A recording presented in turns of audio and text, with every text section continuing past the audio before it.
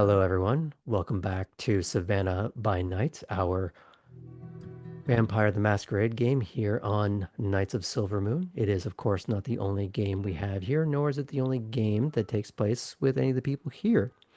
Dreamy, where can we find you on Tuesday? On Tuesdays at 7:30, you can find me over at Top Down Tabletop. We're playing a 2024 D&D game. Join us for the hopefully last session where we're in this party because we're planning some smash and grab while my character's singing on stage. It's gonna go great. And having an existential crisis. Well, that's kind of a constant at this point. It's just her baseline state of being. That's what happens Will when you her find out you're maybe an Papa experiment. walk through the door? Who knows? And Thursdays here on this channel, we have our Age of Innovation, where the sins of the past of some of our prior campaigns may or may not be playing a role in one way or another. I can neither confirm nor deny this self-evident truth fact. Here or now in perpetuity throughout the universe, often void in Utah. And on intermittent Fridays, Martel, what are you doing on this channel? Well, Graham, it's so great that you were talking about existential crises because we are playing our Star Wars game on Fridays. In fact, this is hot off the presses. Our next meeting will be on the 19th. So we will see you all then. Will Akin have his Ryan Gosling Blade Runner freak out? Maybe. I mean, as one does. But if there are no other announcements, going once, going twice, let's tell a fucking vampire story.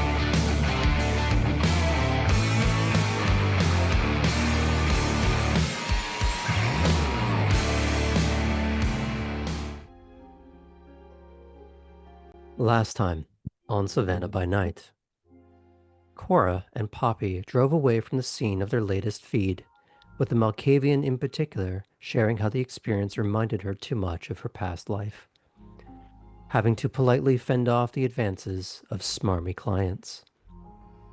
As that pointedly gave Cora the ick, she expressed that she would likely need to find another method. But when discussing the prospect of finding out about the Mudmen, it was Poppy that was suddenly less sure of herself, and Cora expressing a small desire to touch her hand to the hot stove. Kate arrived back in the presence of her clan's whip, Elizabeth Redgrave, where she promptly relayed to her superior how the interaction went with the coterie of Bruja that watched the bridge from South Carolina.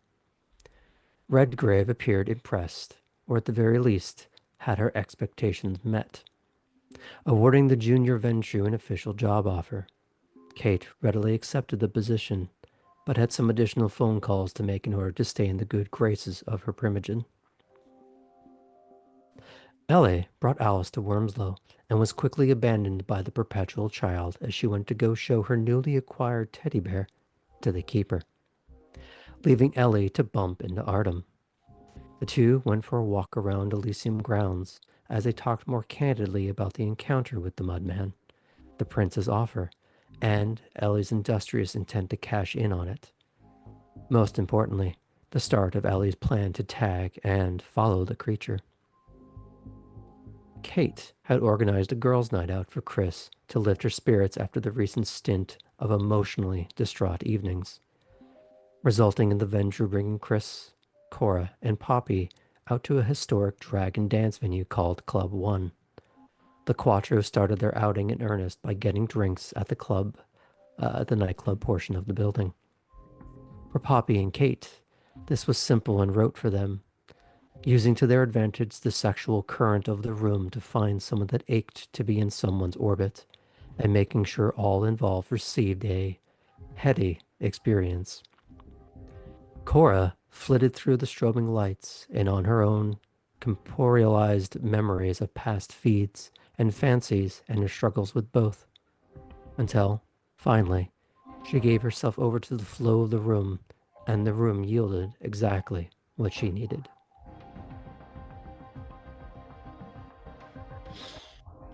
But before we get to the aftermath of the show,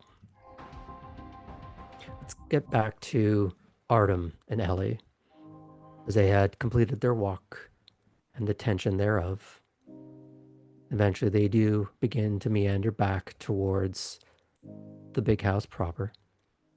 Now, do you go together or do you split off so that one of you can hunt? Artem is planning on splitting off to hunt. Okay. So, do you want to turn this into a roll or do you have something more in depth in mind? I'm happy to just do a roll. Okay. So, if you want to lag behind and allow Ellie to walk back up the extent of the property by themselves to the main house, with the certain knowledge of there could be something in the water, and there are definitely people milling around in the woods. The question is, how many? Ellie only saw one, but the implication is there has to be more. So, Artem, let's say this is more opportunity than Yeah. plan. So let's go with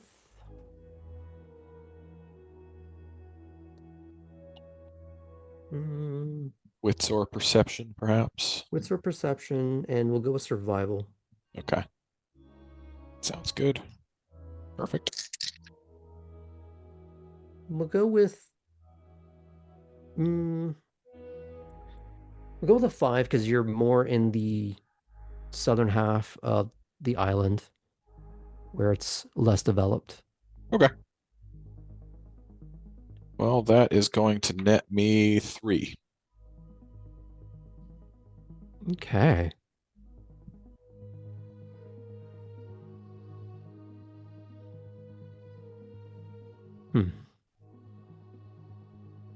You were paying attention rather closely to the water earlier, yes? And as this begins to pay off, you do hear that sharp snort of an intake of reptilian nostrils cresting the surface. And you can jump in after it or try and lure it down. But as you've already rolled, you rolled well. Tell me how you'd like to go about this. I think Artem is still of the mind that the water is very much their domain. Mm-hmm. So his thought will always be, I'm going to bring them up on land. So I think Okay. he's probably figuring out that they're fast, but he's still thinking, okay, but it's still better that I am on land, you know? Mm-hmm. They're still faster on land than most people realize. Oh yeah. But since you rolled well, that won't be a problem this time. This time. Mm-hmm. So, the question is, as you try to get its attention and you wrestle that gator, it's always a trick to get the fangs through all that armor. So for all that effort, how much do you take away? Just enough to give it a nice little nap. Okay. You could take up to 3, and it's Yeah, going to take a good long nap afterwards. I think we'll do that. Okay. So mark that down.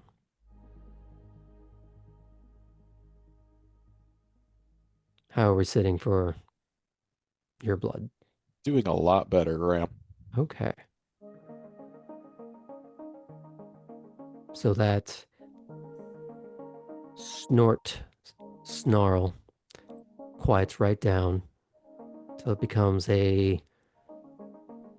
I don't know if anyone's ever heard a gator snore before, but you are now.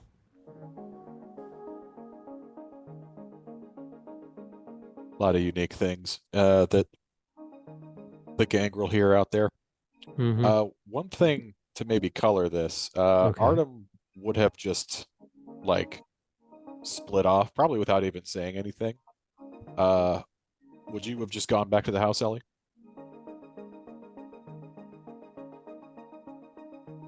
Um, yeah, Ellie. Well, Ellie would have started walking. See you just split off and go. Okay, okay, bye. I guess I'll go to the house myself. Okay. So Ellie will walk back to the house themselves. So I have a question for Ellie's psyche at this point. Good. Was it worse to be walking alongside Artem when you thought he was threatening you? Is it worse that you now know there are guards milling around in the darkness of the woods? Is it worse knowing that you still have to go and deal with Alice to get her home after this? Oh, It's like a pretty easy one. I feel like it's worse. It's worse walking by myself back through, and it's not necessarily because of the guards, because I know if there are guards around, that means there's not other things around. In Theoretically, theory. in theory, or at least they need to hide themselves, and I feel like Alice, at the very least, is going to be a known quantity at this rate. So I think it's more just every now and again, Ellie looks like Ellie is just like, it's one of those things where in the Warrens and in the city, Ellie can be like in the shadows and kind of like a rat that just goes along the walls. But there aren't really a lot of walls here that you can just hide Mhm. in, so it's very exposed. And you know that because technically the island has the same rules as Elysium proper, trying to use obfuscate to not be you or to not be present comes with its own risks. Mm-hmm. Further exposure. Mm-hmm. Okay. Now, while Artem did roll well, it's not something he just found immediately. It takes a bit of time. So you're able to get up to the house before he does. Is there anyone that you want to talk to or look for in the meantime? Um, if Fitz is around, I might Mhm. look. I might look for him. Otherwise, I might just do a check-in with Alice just to see Okay. what she's been up to. You can look around, and Fitz doesn't seem to be present. And because it's a very sparse population tonight, it would be easy to find, especially if Jub Jub's causing any problems. The keeper would be a little more on top of it. Mm-hmm. As you do mill around, you may not know him by name, but you have seen him quite a bit here when you have been here. Someone that's been close to Chris, if you've been observing, which I Mm, presume you have. yes. As you are wandering about for a moment looking for whomever. Harlan walks in your direction. Hey there, Ellie, right?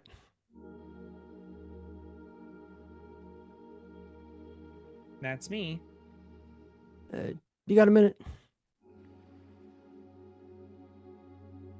Ellie makes a show of looking at their phone. Sure. I don't know if I actually know Harlan. I don't know if you've gotten a formal introduction, but Yeah. you probably know at least a little bit in terms of she's probably a Toreador in terms of who you see him mill around Yeah. with.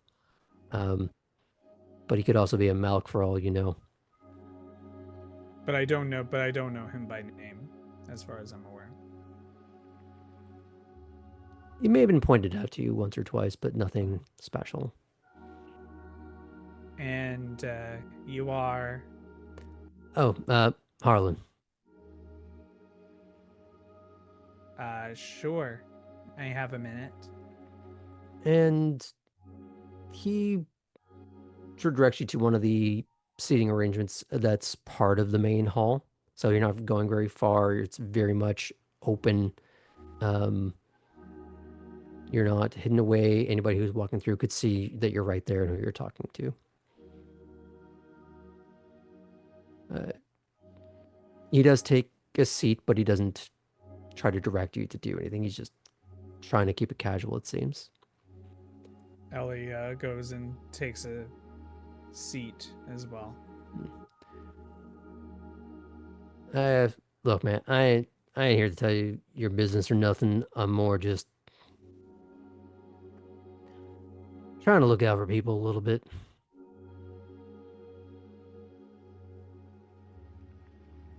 Okay.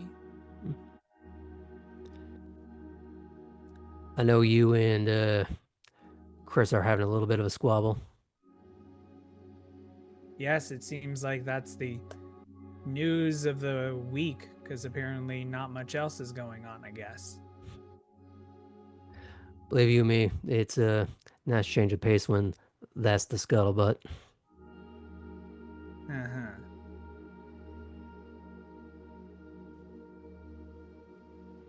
So, why am I being approached here?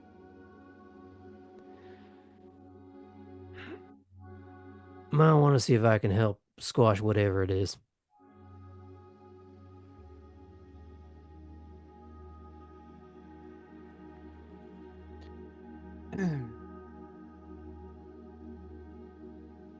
Are you speaking of this as a third party or as one of Chris's friends? I do like to consider myself a friend, but I try and keep the fledglings and neonates a little more guided than I got when I first got to the scene. So, you've been having your hands in all of the other neonates that came around as well?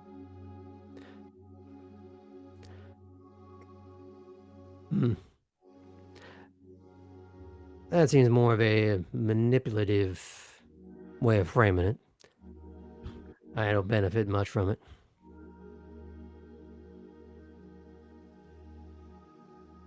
Just trying to help people avoid the mistakes I made when I first came around. And what mistakes did you make?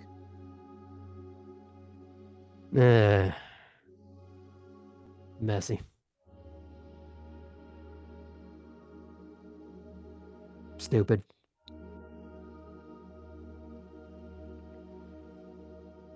Have you been in Savannah your entire life? Nah.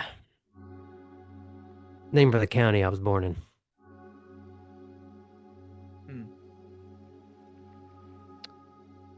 Did you join the court in that county? Nah. Here. So, when you say messy, it wasn't enough to force you to leave whatever county you were originally a part of. No, man, I was made here. So, Hmm. Fledglings and neonates kind of have a habit of making a few messes. It's the only way to really learn. Some are worse than others. I think you know that. And what mess are you worried about happening here? Kind of bails that can't be on wrong.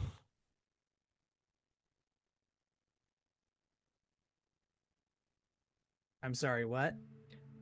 The kind of bells that can't be unrung.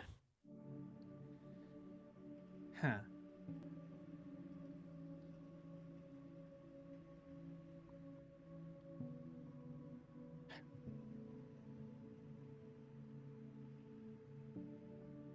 Well, I'm not exactly sure what you're wanting me to say in this matter. Because in the end, what seems to be working well for us right now is we stay out of, well, more I stay out of her hair. Because let's be honest, I'm not the one with the anger management issues. Are you sure?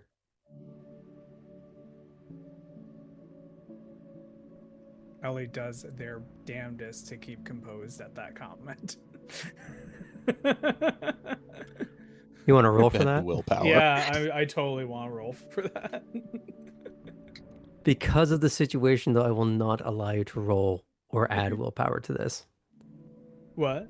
I won't allow you to use willpower for this Oh, I one. wouldn't have used the willpower on this. I think this is a great moment for Mhm. that. Because of What the am I rolling? unbelievability of this statement and the demonstrable truth, we're going to put this at an 8. And what am I rolling? It would be subterfuge and manipulation.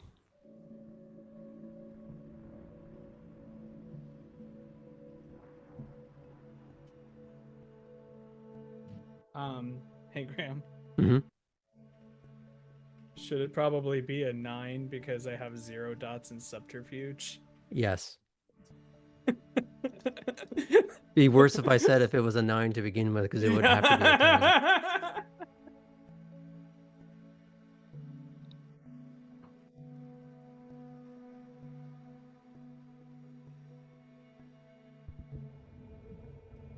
Okay, so what I rolled.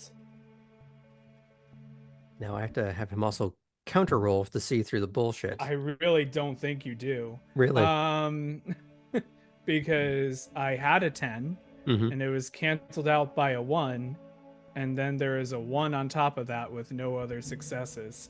Okay. So the botching, I think, is So it's not a Ellie. botch. Oh, it's not a botch because I did have a success. You did have one success. Botches happen It's when you have canceled out. 0 successes to start with. Right. And so it was canceled out, so Mhm. 0 successes. So a botch in this case would have been a. I'm not even really sure how to map out that catastrophe, but here it's just you did not successfully lie. Well, I think if it works out, I think Harlan says, "Are you sure?" and Ellie, unbeknownst to them, emits a bit of a And a little twitch. little twitch. Yeah, right there, case in point. Might be a case of you're not oil and water as much as just oil and oil.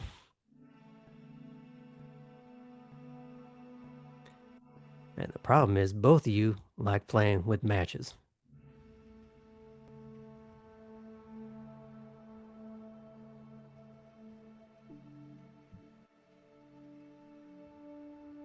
I like the kid. I do.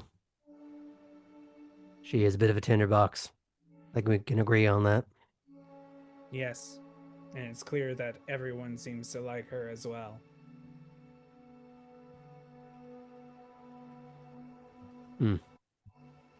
Well, here's the thing. If the two of you are enough alike to be scuffing spurs the way you are, maybe your house a little more likable than you want to believe, too.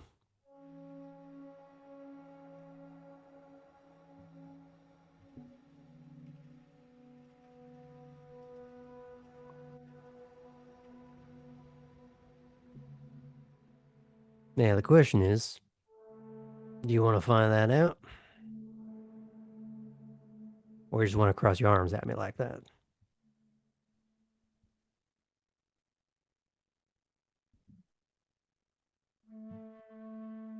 What do you mean, find that out?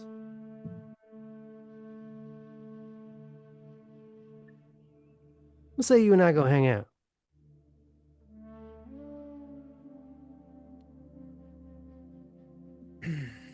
Show me your world, show you mine.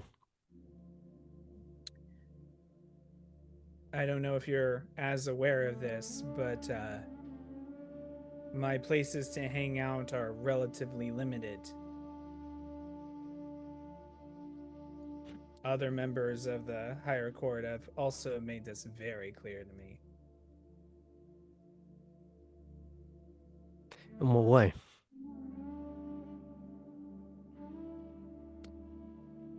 Well, when I try to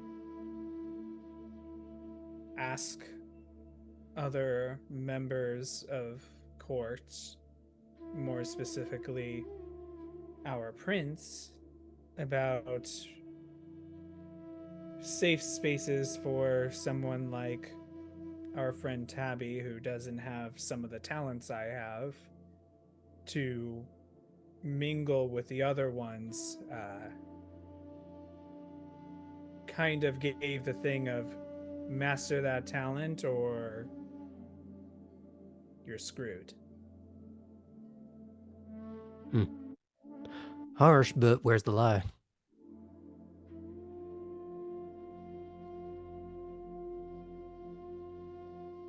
It means a lot of my brethren tend to get left out in a lot of ways. And that's not even including the fact that we're even limited if we are even limited if there is a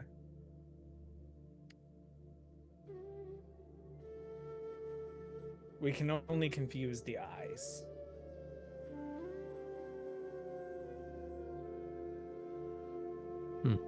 Question, is Ellie holding a laptop or a laptop bag or anything like that? Probably has one like on their person, yes. Probably has a laptop bag on their person. Okay. Well, I'm sure Lila could tell you a few places to go, ways to be. Sure, she's the first to tell you that she ain't let no hindrance get in her way. They're having a good time.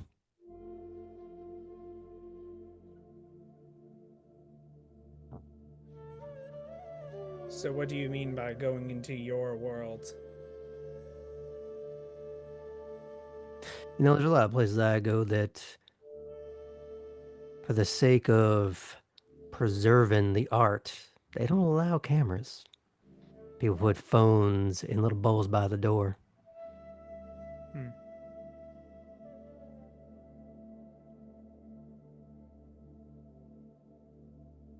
Are we talking art museum or studio? Galleries, shows, places where they don't always allow bloggers to go and ruin the ambiance.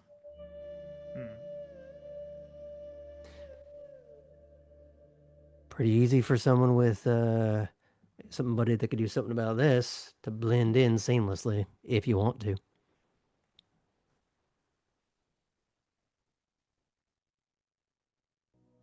Tell you what, he takes out his phone. Don't answer now. Think on it. And then get back to me. Or if it would make you more comfortable, show me your world first.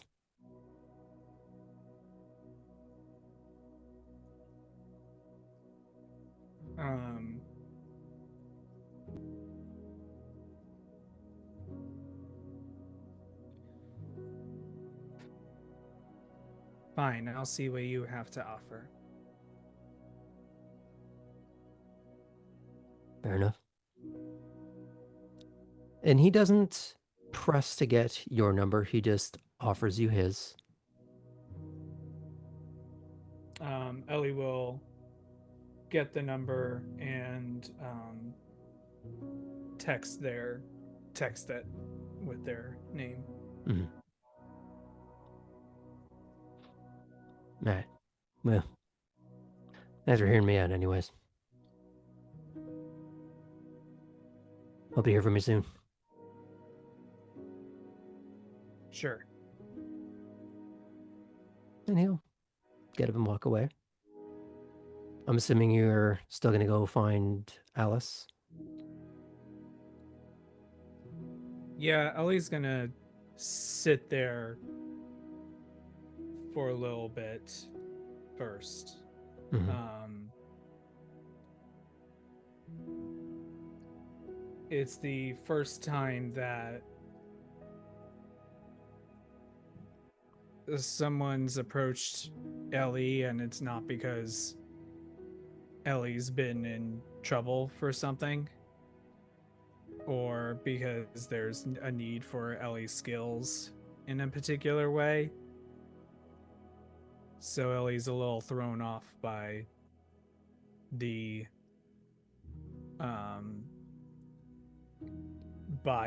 conversation, and so needs a bit of time to gather themselves before they're ready to go and pick up Alice. Okay. Do you mind if I fade out from that then, if you want to? Not at all.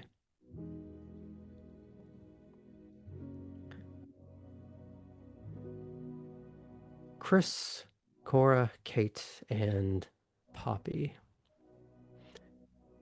You've been freshly showered in sparkles, glitter, and discarded bits of feather from boas that are probably bought in 6-packs. Mm-hmm. Show's over. All the applause has died down.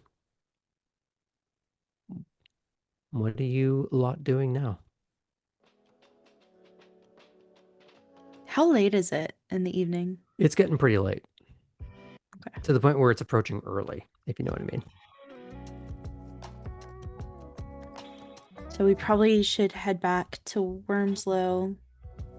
Well, Kate, can you drive me back, I guess? Yeah, out of character, did we leave your car there? Yes. Yes. Yes, Oh, okay. yes. Because you took... 'Cause you drove me, and then Cora Mhm. drove Chris. I can't remember if you had driven yourself to Wormslow in the first place. That's where the... Yes. Okay. Do we have enough time to get out there and then back into town? Oh, yeah. Oh, okay. It's more just, it's that idea of you need to account for going there and then getting back out to where you need to go. So you got time to work with. You're not under a dire time constraint, but it's like, it's getting a little late. Mm-hmm. It's a school night kind of thing. Well, I mean, we still have a little bit of time, and this has been so much fun. Cora, as you say that, your phone does beep at you. I don't know if you mute it or if you just leave it on vibrate or whatever it is, but you do get a message from Grace. Okay, so I guess my time is up anyway. I'm Hot gonna have to date? go. Sure, if doing something for Grace counts. Ah, yes. I'm sure. Sure it counts. All right, Chris, you're with me. Okay. I'm laying down in the back of the car. Okay. Oh, wait, I had promised a very not sober Chris a piggyback ride to the car. That's so true. I think that Poppy's she's probably filming this. forgotten. I think she's probably forgotten Oh, about okay. it. And then you do step outside and then you just are like, hey, hop on or something. Mm-hmm. I'm gonna walk out with Mhm. everybody. Mhm. She just I looks. video it. Oh, yeah. She looks at you and you say, like, what? Yes. It's not quite a full, like, anime glomp, but. And you do notice a slight sort of like hitch kick in her heels, like she's gonna like, giddy up, but she stops herself of both doing it and saying it. Hi ho, Buttercup, there's fuckery to spread. All right, let's go. Wait, please don't choke me, Chris. Are you sure? Well, in a different context. Poppy sends the picture or the video to the group text with just like a smiley emoji. Mm. Cora is gonna go ahead and like awkwardly like not hug Kate because that's a little difficult, but do like the little cheek kisses. And go, Kate, thank you for putting this together. It was fantastic and letting us crash it. Chris, see you tomorrow. And just kind of reach up and like touch her face. Do you just sort of like smush the face kind of thing, or is it more like head pat? It's like a head pat sort of thing.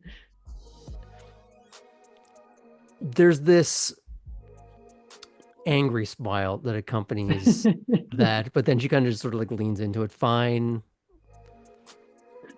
And then You get away with it because you're Puppy, cute. yes, I am. uh, Puppy, thank you for taking me out to eat earlier. Of I course. really appreciate it. Yeah, anytime. Though also then- you don't have to ever come with me again. I won't be offended. You know, I'm still figuring it out, so. And give her a hug and do the cheek kisses and then get in my car. Okay. We'll let the camera follow Kate, Chris, and Poppy for a little bit. Is there anything you two want to talk about in the car as you get underway? Chris is a little bit giggly in the back seat of the car. Kate, how did you find this place? Did you just Google drag Georgia? Pretty much. That's so fun. Did you do this a lot in Lake Washington? Absolutely not. I had no time. Oh, fair. I actually sleep more in death than I ever did in life. Wow. Wait, same. Because it's like life or death, but the death version of life or death. What? Never mind. Like she just starts giggling incoherently in the back seat. I want whatever she had. Me too. I'm sure you do, baby girl. Out of character, Graham, do we get hangovers? Is that a thing that can happen? You'll have to find out the hard way. Well, Chris is going to find out the hard way. Who knows? She seems pretty hardy. Just no knivies in the back seat, okay? Sorry, I missed that. No knifies. Did you just hear her make a little snip sounds? No stabby stab. Oh. Fine. Snip. But it's just like her saying it. Yeah. Snip, snip. Poppy's gonna text Artem, being like, "Hey, we have Chris. We're coming back to Wormslow. Are you able to drive her home? She probably shouldn't. LOL." Little tongue out emoji. What did you do? Question mark. You may have some glitter in your car. I apologize. No.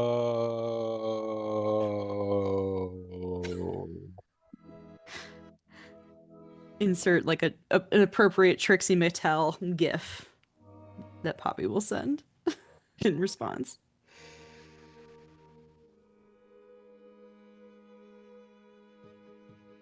You guys have fun? Question mark.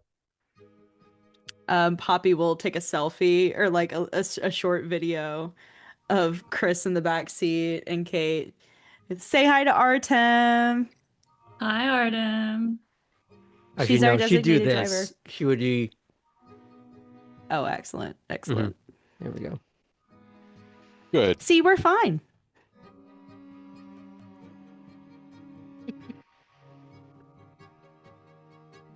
Oh, by the way, and she'll also text. I have some of the items you wanted me to look up.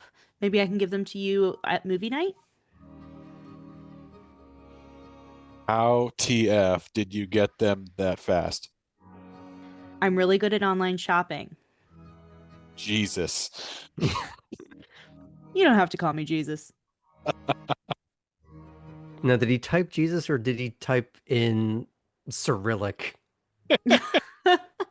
Well, it's still Jesus, but sure, Aramaic. it could be in Cyrillic. So there's a couple of characters. You probably know what it is, but there's like a character or two that's off. Amazing. Now, is there anything else the two of you want to discuss in the car while Chris is a giggle fit in the back seat? I don't think so. I think Poppy just Okay. under her breath, just to Kate, will be like, "This was a really good idea. Thank you so much for thinking of this." Anytime. Okay. We'll fade out on this warm and weirdly wholesome moment of, I have to get my car detailed. yeah. You know a guy that probably could give you a hint on that. Mhm. Happens more often than you think. Just the glitter specifically, weirdly, though. Considering how much of a toxic presence in the universe glitter actually is, yeah. And there's a whole protocol just for that. And I love the emotional damage I just did to Helena. I said what I said. You're not going to eat it, though. It's so beautiful, though. Doesn't it fill you with glee?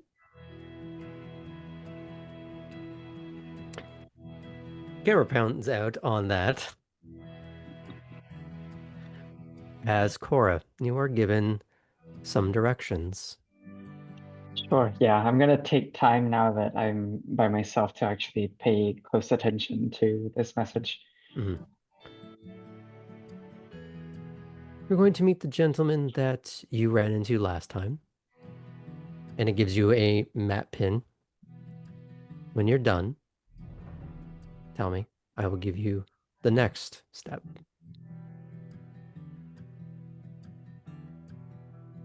Perfect, en route. Okay. Now, just to make this a little seamless, this part of it anyways. You remember last time when you met with this gentleman, Mm-hmm. there were some lessons to be learned, we'll say, Indeed. of how to crime with some basic efficiency. Now, what I have to ask you is, did you learn from that experience, or do you repeat what happened last time? When you do meet him, actually, just tell me if you're just going to acquiesce to the expectation or if you're going to kind of go against the current. I'm not going to be stubborn in this case. Okay. I speak up with the correct name. Mhm. I said I was going to say grace. So Mm-hmm.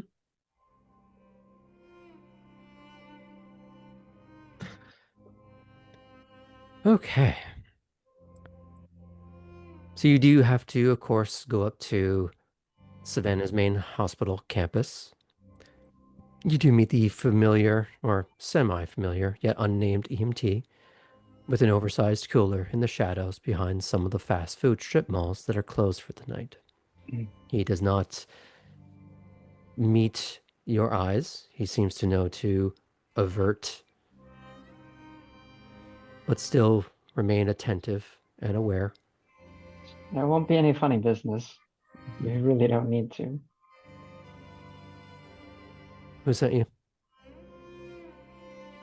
Grace, of course.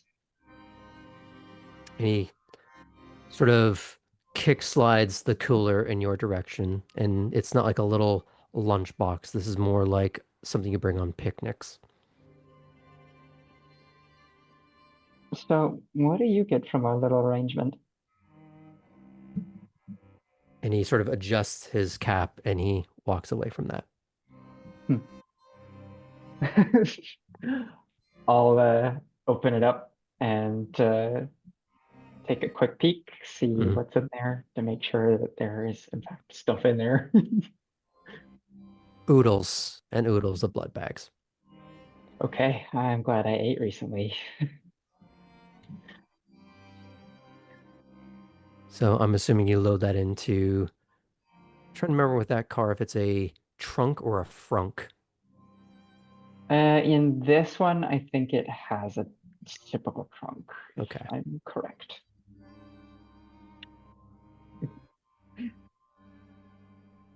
So I'll go ahead and do that. Mm-hmm. And Hop in the car, send a message. Step one, all done, no issues. you get another map pin. And I'm assuming you either put that in or you look it up and you get underway. Yes, indeed. Okay. You are used to flying up and down the Harry S. Truman Parkway when going back and forth from Wormslow. Tonight is no different, except you travel much further south on the mainland, in parallel to the island that plays host to Elysium. Okay. As things become decidedly more green and rural, you take the off-ramp onto Whitefield Avenue. You stop short of the diamond causeway that would take you back to Skidaway Island. Instead, you stop short and take a left at Ferguson Avenue. A brick archway secludes a pathway between the trees and leads you past a tiny, old brick chapel, and finally to a pair of mirrored brick houses. Hmm. Okay, well, one of these. As you pull to a stop, it takes a moment, but Leland steps out of one of them, and he does start to walk towards your car. Cora smiles and she'll go ahead and if he's got a bit of a long approach, enough time for her to get out before he arrives, she will. Leland. This is a welcome surprise. Good evening. She'll reach out a hand. It's good to see you. He'll shake her hand and I see you're making good on your arrangement with Grace. Yes, just so. This is where you live. Ah, no. Just someplace where I occasionally do a bit of work. Well, all right. If this is all, well, let me get it for you. It's Mm. quite a lot. I think you'll be set for some time if it's just for you anyway. Well, if it's all the same, we can give each other a hand. Oh, yeah, Yeah. of course. And You would take the one side of the cooler, he takes the other, and you walk it up to one of the doors.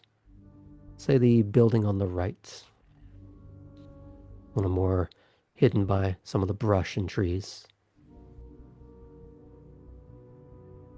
The short steps lead you up to the door. And as you are brought in to what feels like some semblance of a lobby, it's less of a house and not commercial. It's almost like a hospital front desk, but, well, not particularly active or busy. There's no one there. You notice there aren't any other cars other than what you presume to be his that was parked. The lights are dim, and that sad, incandescent hum of fluorescence. You can almost taste the flicker coming off of one of the lights in another room you're not even in.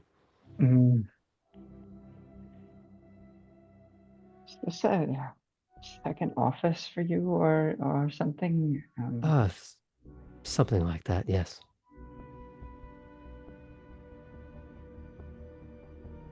Are there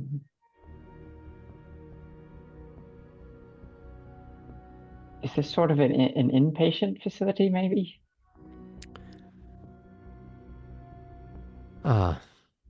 He is going to have you help him take the cooler to another room that's off the main hallway, to it being a few more fridges, freezer. It looks like it used to be a proper kitchen, but is more fridge and freezer space. I'm sorry for the question, but with everything I brought and just the, Well, the setup here, it makes me wonder. it would be peculiar if you weren't curious.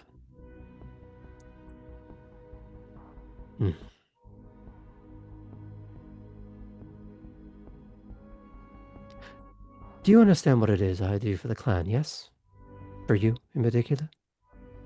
Sure, yeah, you check up on me, make sure things are going well, and help keep it that way, I imagine.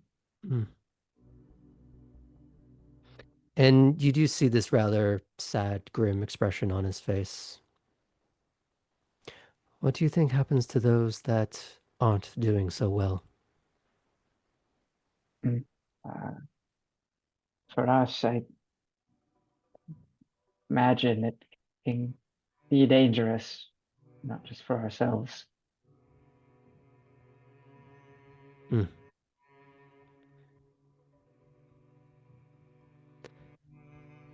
think let's leave it on a little bit of mystery then. All right. Well, that seems like a heavy thing to have to hold on to. I know you're usually listening to us, but if we do want to talk about it. It's very kind of you. But I've been humming this for some time now. It has its harsher evenings and its easier ones. Comes with the job, I suppose.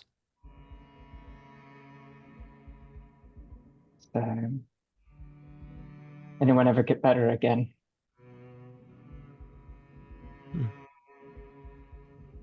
Not as often as I would like.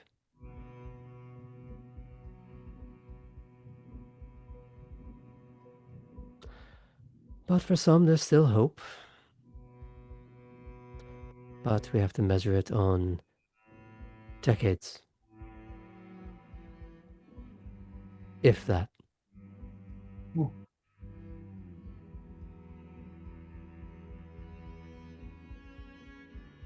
I'd like to reach a hand out and put it on his sleeve kind of up high. And then just kind of rub it for just a second and say, thanks, Leland, for what you do for us. Yeah. Reach over and pat the hand. Thank me by trying not to end up here. Yes, I'll do my very best. My favorite sort of patient is one I don't have to see too often, if you understand. Of course, of course. But I'd rather hear from you than not. Uh, you know, it's not a session, but feeding buddies, I think, is going well. It's been challenging, but maybe we're starting to figure some things out, and we'll see. I'm glad you're making some amount of progress. But if you found something, keep trying at it till you better understand what it is that is working. Be prepared for a few mistakes along the way. For sure. Yeah. Unfortunately, there's not enough moonlight to have a longer conversation on the topic. We'll make time again soon. Of course, right. I need to make sure I have the option to stay here patient and get out of here before the sun rises. So.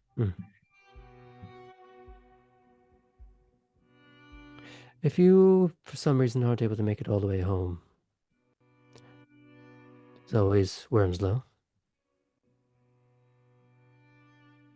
Of course.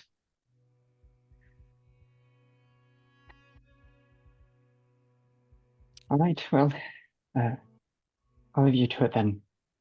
You'll be all right with everything else? Do you need me to bring anything back to the house, or? Oh, I'm quite sorted for now, thank you. Right. I'll show myself out. Good evening, Cora. Even Leland. Now, a question for the player. Would you like a bit of chance? A bit of chance. Would you like to play a game?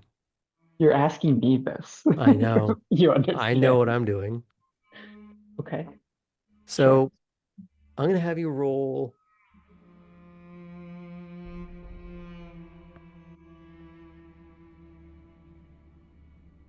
intelligence and drive. Intelligence and drive. That's 6. Okay.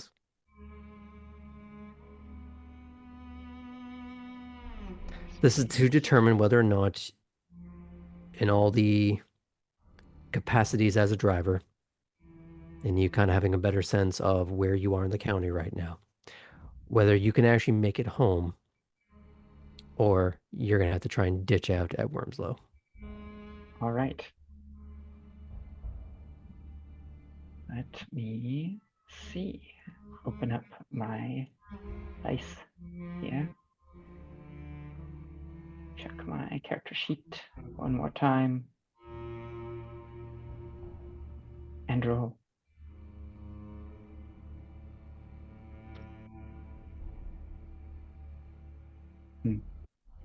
Okay. Does the 1 default to canceling out a 10 Yes. first? Okay. In that case, I have 2 successes. Okay. You're reasonably sure you can get home with enough time to spare. It might be a little tight, but you're not too concerned. Okay. Well, that's been just enough confidence to get me in trouble before, so let's go for it. Mm-hmm. Within a few moments of you getting in the car, you do get another text. All right. And it's less direct from Grace as much as a notification of the bank account that has been set up for you. Has an influx. Okay. Good. Looks like you're going to be eating too. And I like tap the steering wheel a little bit.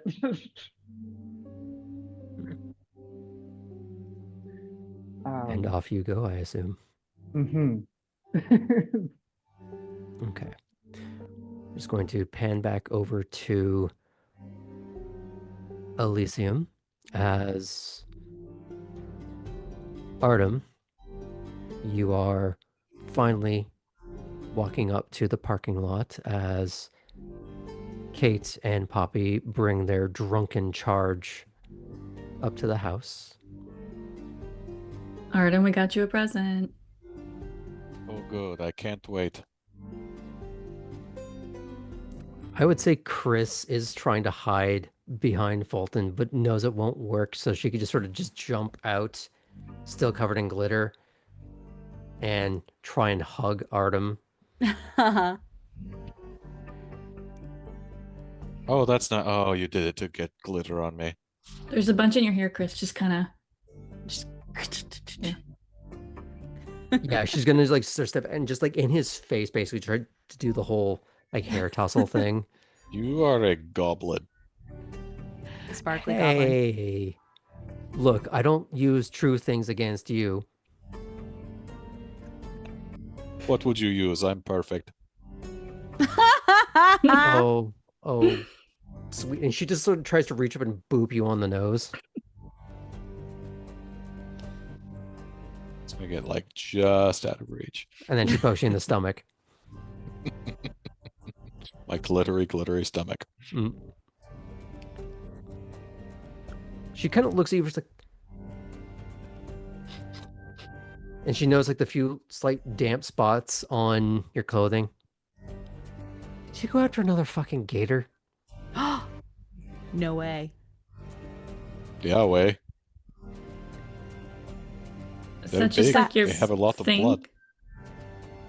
It's efficient. Does it like taste different? Good? Good? Yeah. Different? Yeah. Like chicken? You should try it sometime. I never tried chicken. Oh, I meant like the before time. Oh. Never mind. I just remember people saying that alligator tastes like chicken. It's You see whatever. Chris sort of spacing off for a moment, and she kind of starts to giggle. Now, normally I wouldn't do this, but I like the idea of her inner thought bubble being Artem sort of chasing a chicken and not being able to catch it. Yeah, sorry. I prefer Sasquatch to Chupacabra. He did a What? stint in the woods. I think he's not joking. Chupacabras Oh? are the ones that eat chickens, right? Oh, maybe I don't have my American folklore. I don't think most Americans have that kind of American folklore on I think off I the top have of to their head. drive. I don't know what's wrong with. No, Yeah, I think he's been sampling what you have. Oh no. that alligator was on drugs. That would So be. if you hit it hard enough, would it come back to Earth as free suitcases? Only in Okay, Minecraft. Chris, you've got to get home.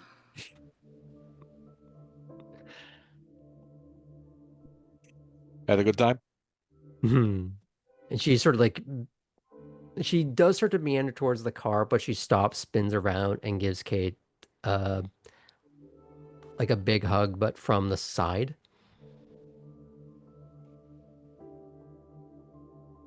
I'll return the big hug.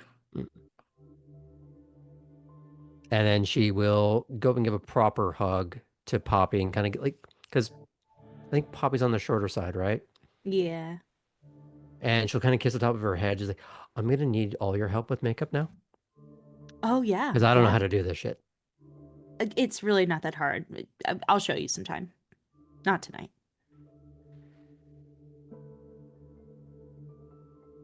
She looks at Kate. She goes, 1 sec. And she tries to jump on Artem's back to try and scam another piggyback.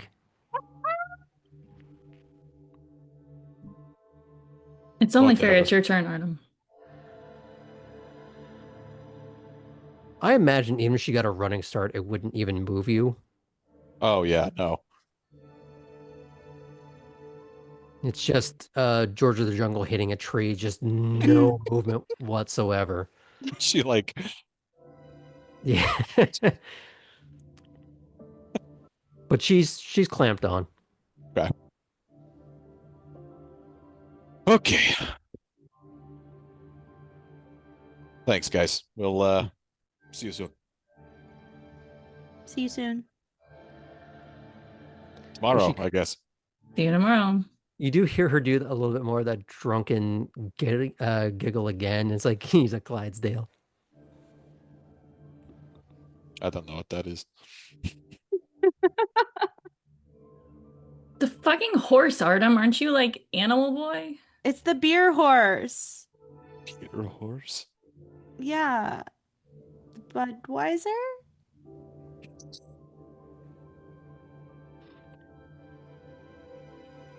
Or something? So I think it's probably a good goofy moment for people to start parceling out on.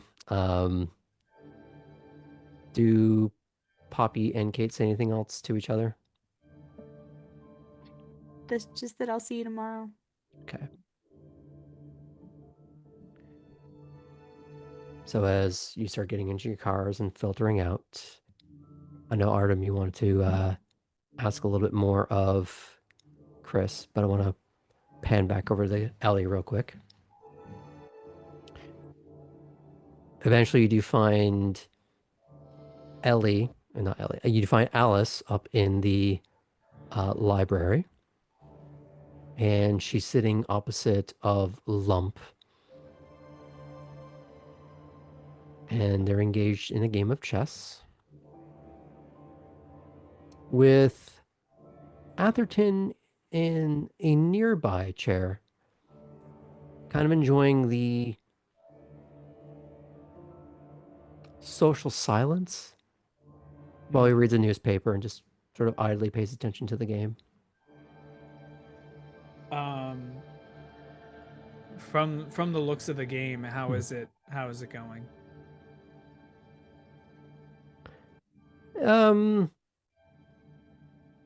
Hard to say unless you're a chess connoisseur yourself. I mean, I've been able to beat Lump a couple times. Okay. In chess before. It kind of looks like it could go either way. It might just be down to whoever has either a lucky move or if someone's playing a longer game. All right, so Ellie will come up and go. All right, Alice. Once you finish this game, we'll be heading home. All right. And you're not quite sure which one was making the sound.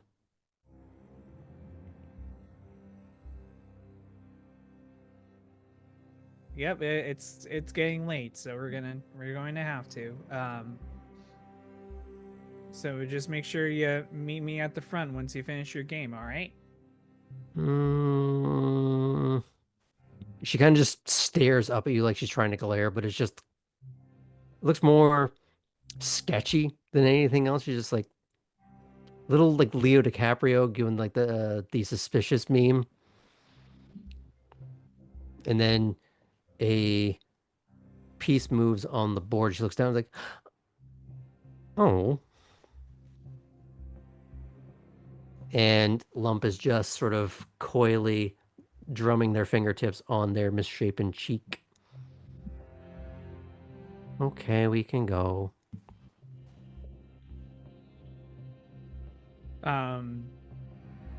Ellie Ellie goes all right. And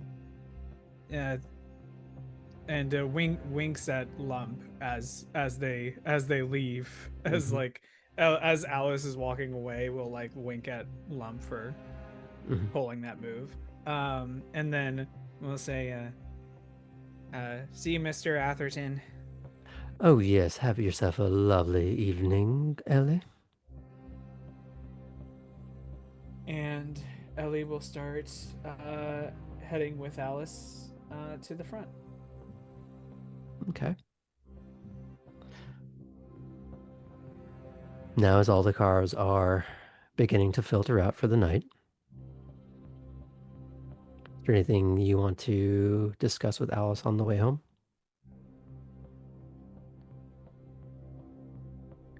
Do you have a good time tonight? Yeah.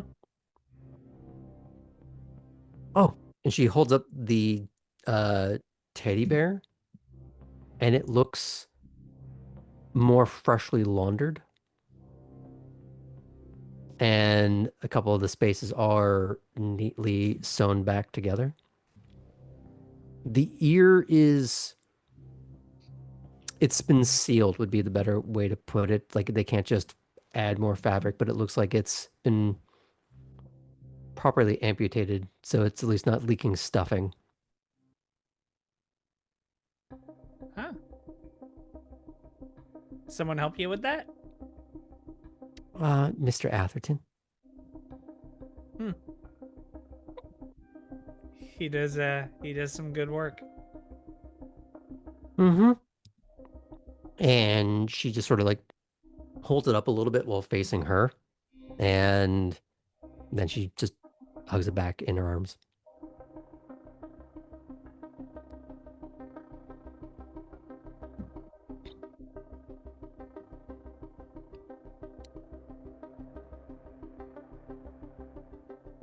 What did you do?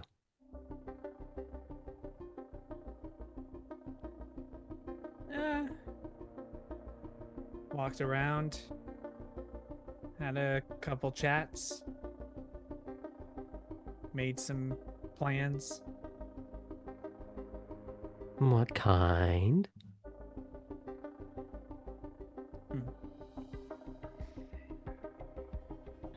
The kind that are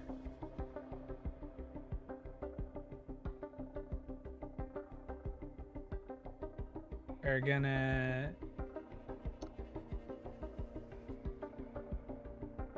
I think, are gonna be a little fun. She gives you that suspicious look again. Ellie gives a suspicious look right back. And she does crack a smile eventually. And it's a very toothy smile, which is really weird considering how much of her face just has teeth erupting out of it left and right. Yeah. Ellie turns the grin and then looks back at the road as they make the drive back home. Is it okay if we pan out from that? Yeah. Cool. Artem, as you are heading back up north to the house, Alden's house anyways, is there anything you want to ask Chris? Had a good time? I don't remember a couple of parts of it, but that's a good thing. Good. What about you? It was fine. Quiet. Quite good, quite bad. Quiet. Yeah, but okay. She just sort of reaches over and just pats. Like she's realizing that she's a little more sober and she's wondering if maybe he like drank a drunk gator. I saw you leave with Ellie earlier. Yeah. How was that? Yeah. It was fine. Figured I'd take the hit for the team. About Yeah, wanted to make sure you had a good night. oh.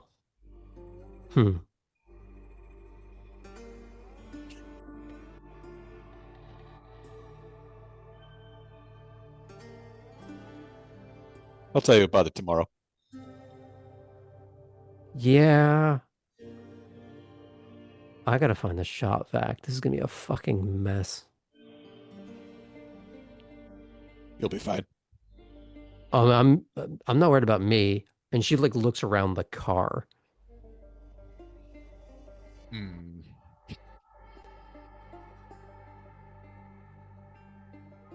You know Titus? Yeah, you know Titus. Yeah.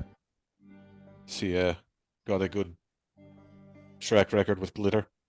He's got a good track record with this car. Oh, good. Perfect. Yeah, he's who Alden would take it to. I was wondering if that would be on the table or not.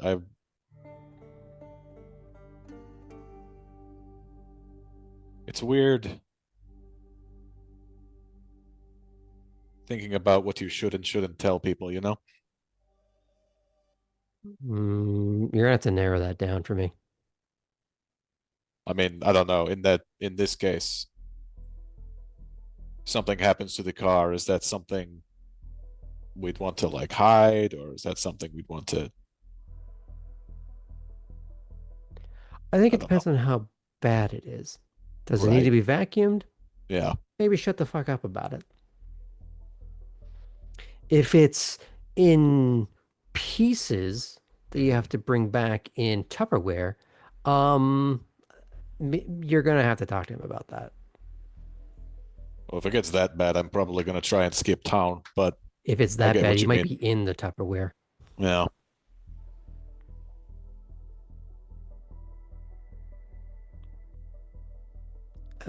Artem, What's up? thanks. No problem. Did you have a movie, by the way? Got one from, I think, everyone else. She squirms a little bit in the seat because she does remember saying what her favorite movie was before. Mhm. I don't know if I'm really in the mood to watch that. Well, I'll just go whatever their suggestions are. I'm sure it's fine. Okay. The movie isn't really the point. I'll see if you can get it anyway. But yeah, we'll probably watch one of the lighter ones.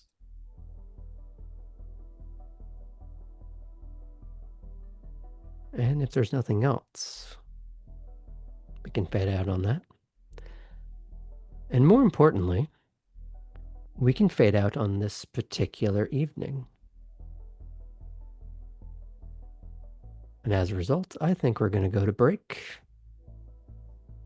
We'll pick back up with that in a little bit. See you soon, folks.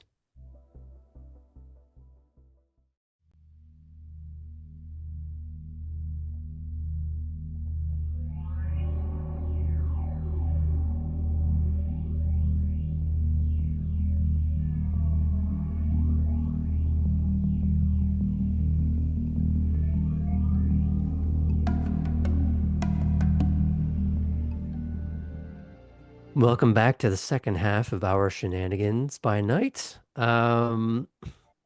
We will be starting a new evening as everyone just ended a delirious Friday is really about the only way I could put it, but it was a much needed night out.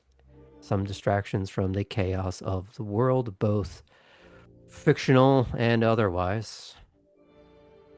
Let's get back into the ridiculous present of our neonates.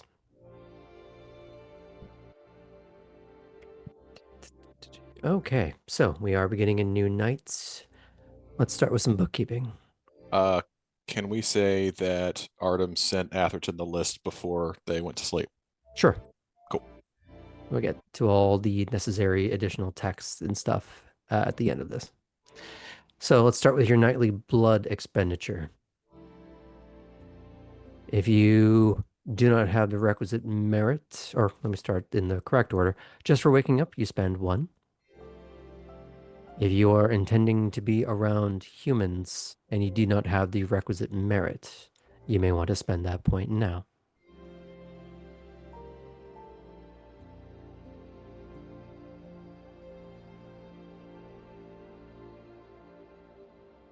Everybody good there?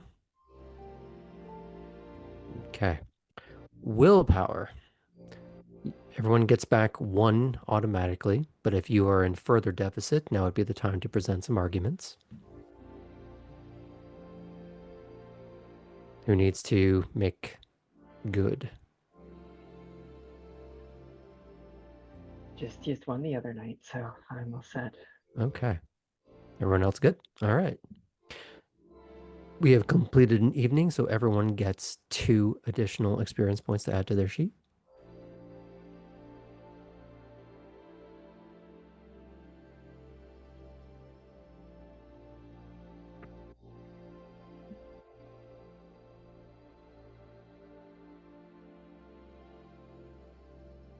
So, while I have a variety of scenes planned for each of you, are there any quick things that need to be done right now before we get into the meat of everything else? Any quick texts or phone calls, any very brief errands that we need to address?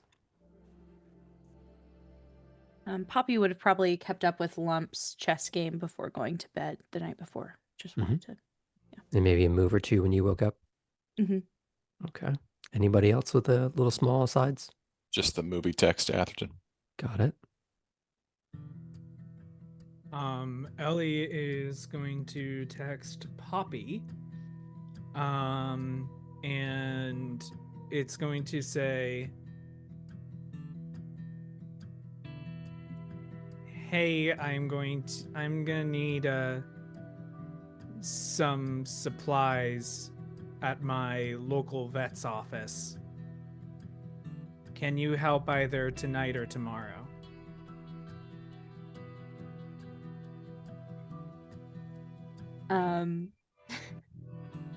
Poppy will reply. Well, first of all, she'll look at it very confusedly. Like, what the fuck? Is this their way of calling me a bitch? Like, what does this mean? And then I think she'll catch on that they're speaking in code a bit and will say, sure thing. Movie night is tonight. So either before or after, or tomorrow is a lot more free. What's better for you?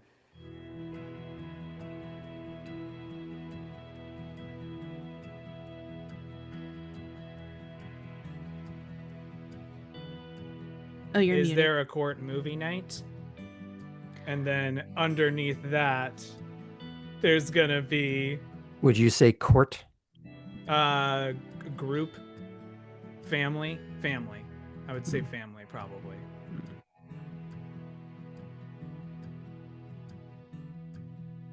And under that? And under that would say, can do tomorrow. Need to see what hours the office is open. Poppy will reply with, yes, if you want to pull up, come on by. But I bet Chris might be there. It's tonight, and I'll give the time that we established, I guess. And then I'll say, yeah, we'll link up tomorrow. What's in it for me?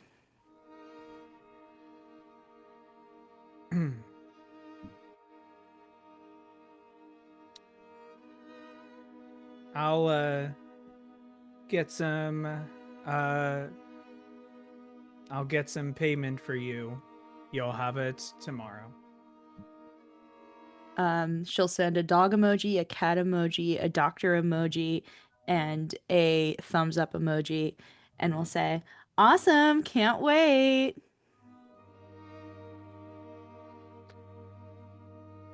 And Ellie will text back, thanks. We'll let you know if I decide to stop by movie night. Poppy will just heart react that message. Any other text conversations, calls? No? Okay, we can begin the rest of this in earnest. Kate, let's start with you.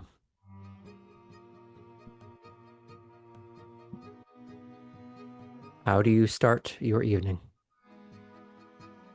I am going to start by doing some research. I'm going to pull up various Google reviews of different levels of local hotels. Okay. I'm going to skim through We're gonna look at the 3s and the 1s to see if we can get any kind of hint at what problems might have been taken care of, at what's not mentioned.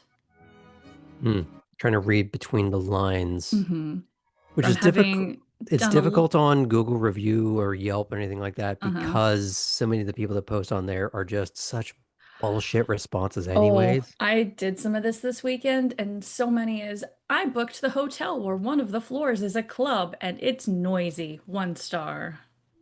Yeah, so you're gonna see a lot of just Entitled guests. whiny, entitled bullshit. But it'd be one of those things where you'd be genuinely well served by looking at reviews at every level. That's going to take you a little bit of time. And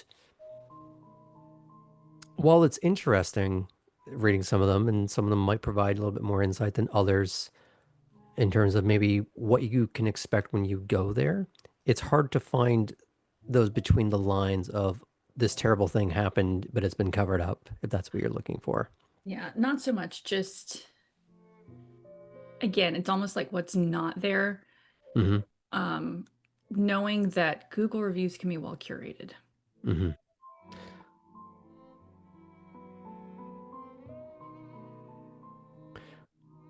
I'd say without knowing exactly what what the I'm looking missing for. puzzle piece would be very difficult to find out.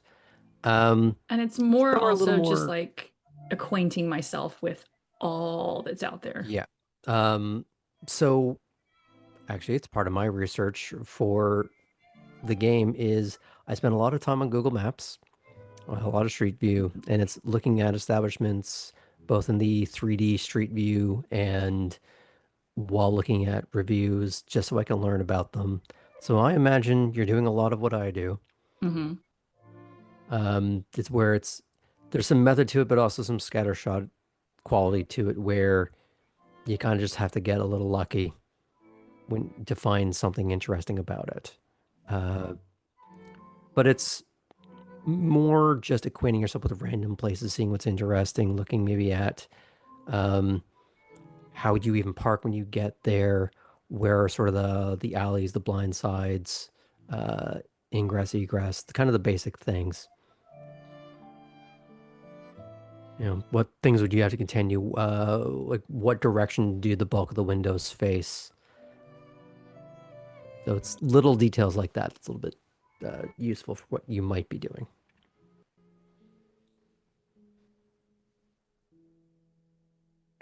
So I won't have you roll because that's not entirely relevant, but it's more just a case of you are intentionally trying to hunt down facts about a variety of establishments all across town.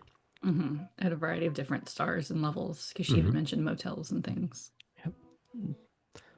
But that is not the only thing on your docket this evening, is it? I am waiting to hear from several people. I don't think we had established any definites, but I'll keep checking my phone knowing that there's the possibility for a couple.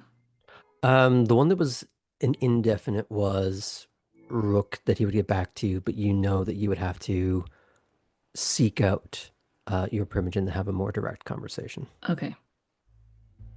Then I'll call him. I couldn't remember if that was a he would call me type thing. But there's been a bit of an expectation of you have to seek out the attention rather than just wait around. I'll call him then after a bit of this research. Yes. You wanted to have a more thorough conversation? Yes. I'll be at the office this evening. I'll see you there. Click. I'll start heading towards Wormslow. When I'm going to backtrack just a little bit. When I say office. Office, you mean Veritas? Veritas. Okay, then I'll head to Veritas. Okay. Is there anything that you need to take care of on the way there? No, thanks to last night, I'm still pretty good for now. Okay.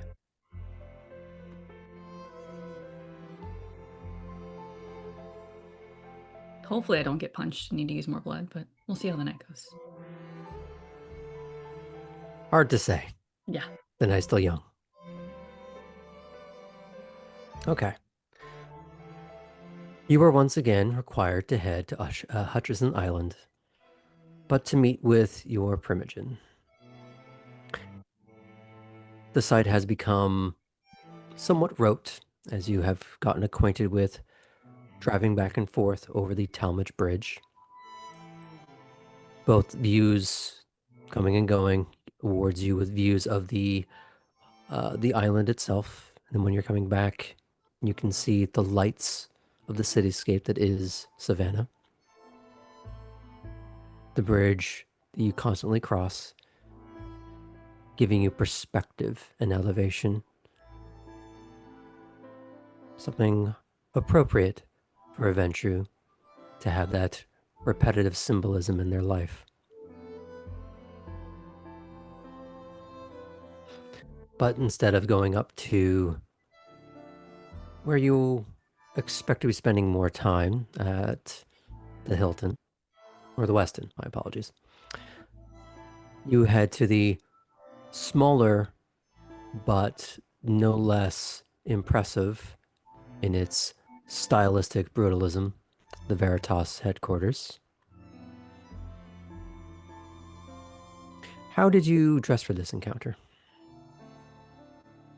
I think similar to what happened for Veritas with the more practical Chelsea boots, the like slacks and a button up. Mm-hmm. Okay. You show yourself to the front desk as you have become accustomed. The lady behind the counter just holds up a finger, make you wait for just a moment, picks up a phone. He'll see you upstairs in his main office. Thank you. You do go up to the opaque glass. You're able to knock, and you do know that there is a figure sitting at a desk. You presume it is him due to who else would be there. Do you knock or you just walk in? I'll knock. Very sharp. Come in. I'll head in. You're probably more used to seeing him in his stylish yet functional long coat, but it is hanging on a rack against the wall. His sleeves are rolled up as he is working through a myriad of papers on his desk. And you do see he has a few phones sort of fanned out in front of him. He's clearly been organizing between them. Have a seat.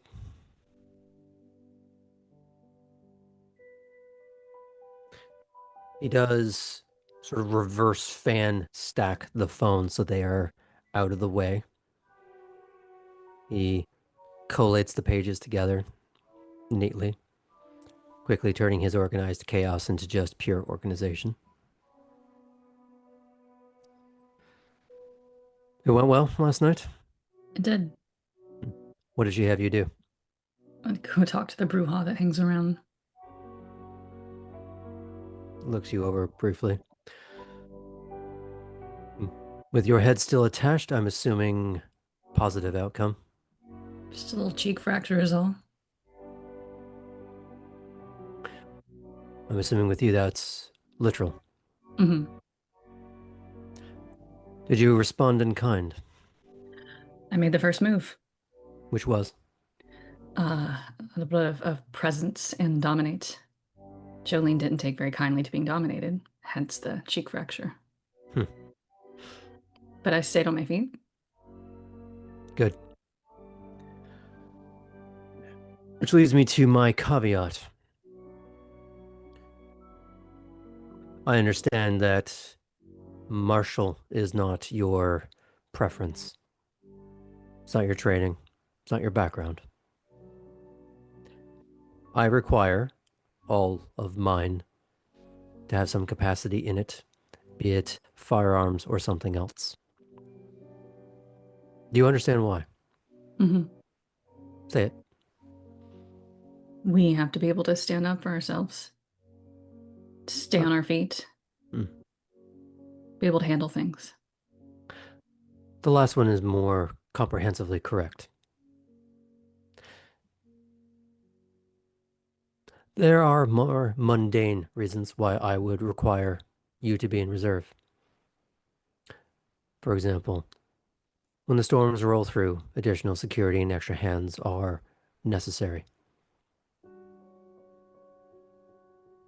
Both for the sense of keeping order and for simply another pair of hands to carry a sandbag to dig a trench, to board up windows, either at this establishment or elsewhere. There is always the looming presence of the Sabbat. Or some infantile member of another clan who gets it in their thick heads to make a move. So I require you to stand ready in that eventuality. Understood.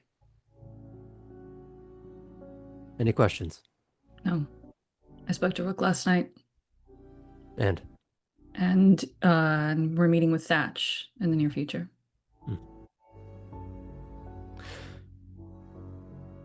good.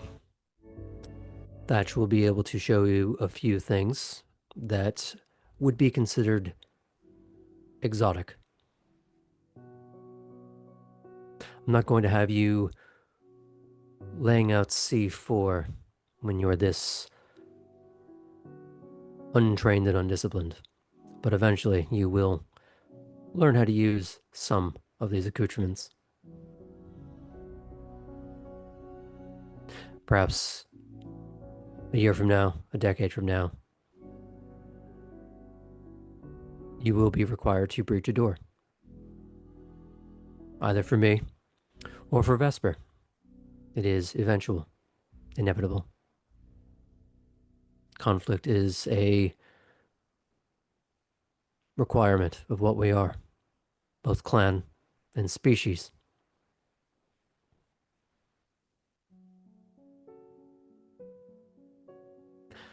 To ignore that is to invite disaster.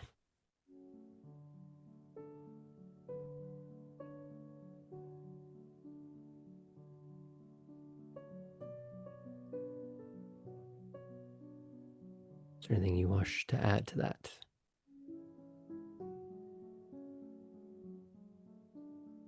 I can't think of anything. Okay. Is there any other questions that you would ask of him that has nothing to do with the present conversation?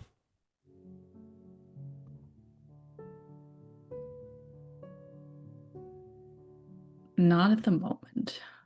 Okay. You did have a very recent conversation with the prince, the mudmen. Is that something you want to bring up or let it go for now? I'm gonna let it go for now. Okay. If there will be nothing else, That's it. Thank you, sir.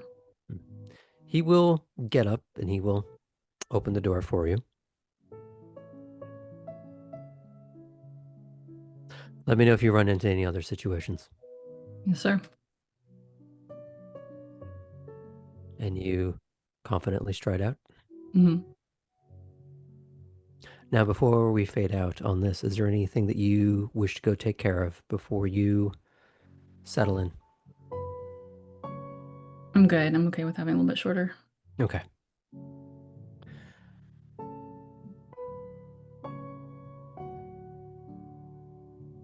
Let's check in with Ellie.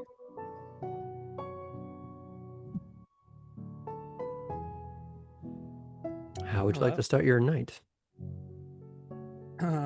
Ellie started with the text to Poppy, and the next Hmm. thing that they're gonna do is probably do a quick hunt around the sewers for some feeding, Mm-hmm. and then after that, going to do a little bit of snooping through ShrekNet Mm-hmm. to see what various what the kind are Kine, no D.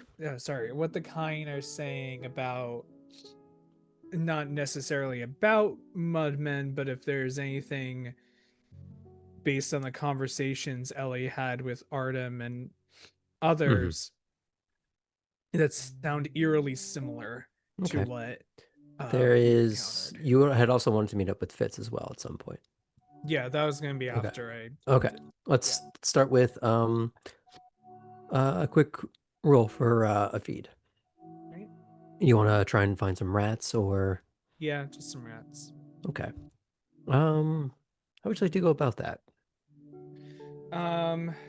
A little bit of the um normal stay kind of silent and Some more stealthy, yeah, more waiting for them to stealthy. come to you.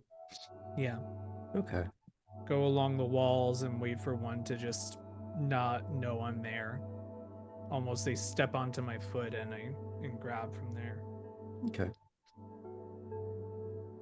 I'm gonna have you roll intelligence and survival. Or intelligence and stealth. Apologies. Intelligence and stealth, great. Just out of 5.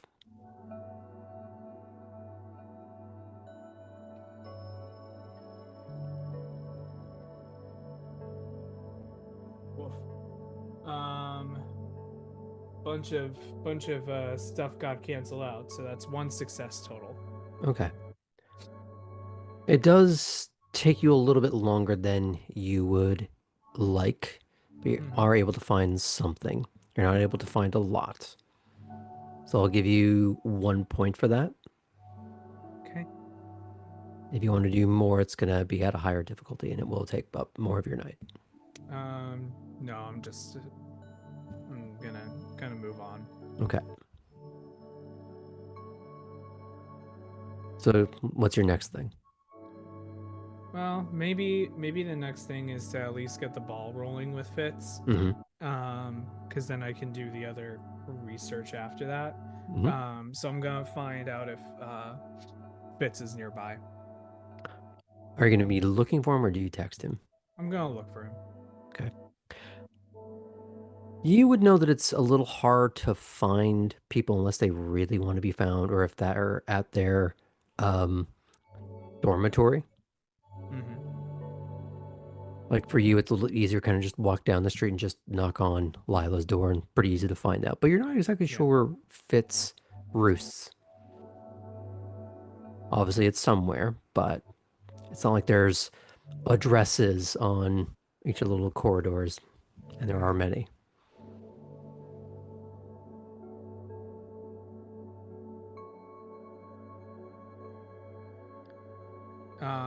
If I look around and don't find him, I'll just go, hey, where? I'll text and go, hey, where are you? And you get back fairly prompt. I'm around. What do you want?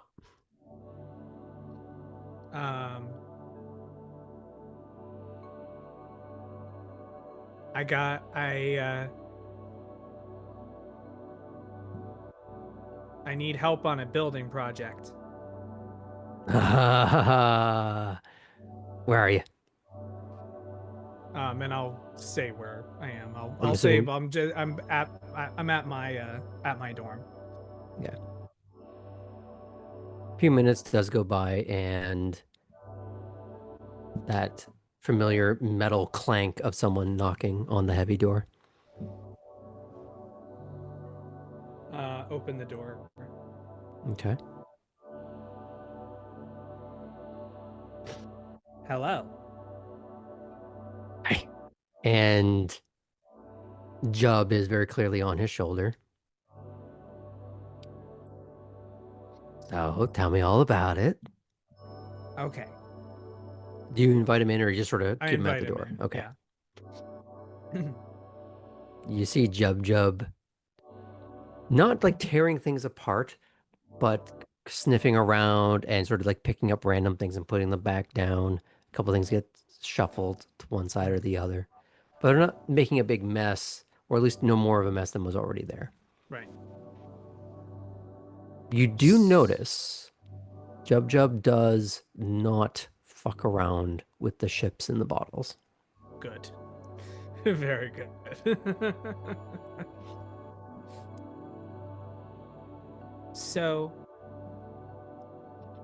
I'm aware that for our general defenses, you're very good at getting rid of things that come by. Getting rid of, transferring to a different owner, Exactly. burn pit. Anywho, Have you considered something that would trap something in place?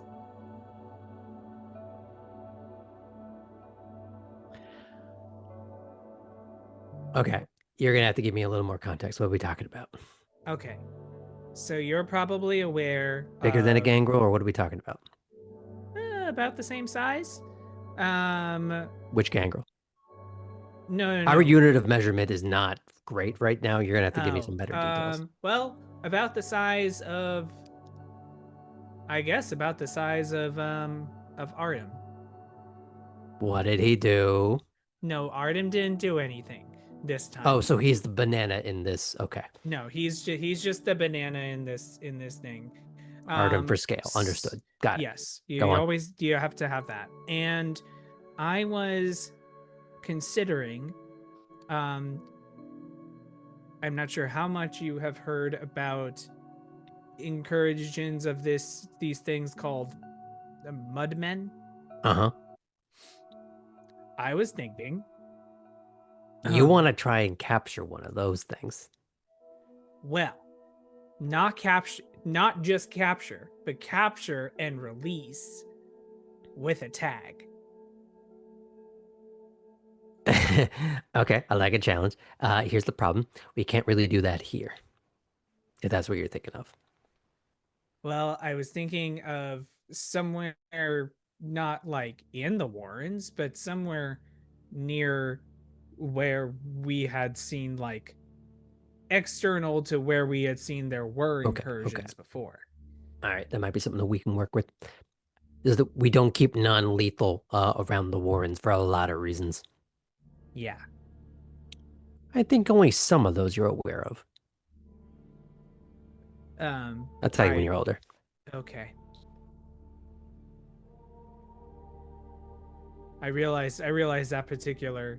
Never mind. No. Finish your thought. I realized that certain joke doesn't really work on certain people in our line of work. It depends who you're talking to. Listen, I had to vaguely explain profiling to Alice because of you. So don't give me that. That's great. So Corrupting young minds left and right. we have to find some way. The reason I was thinking of that is because I feel like we have more of a, let's say,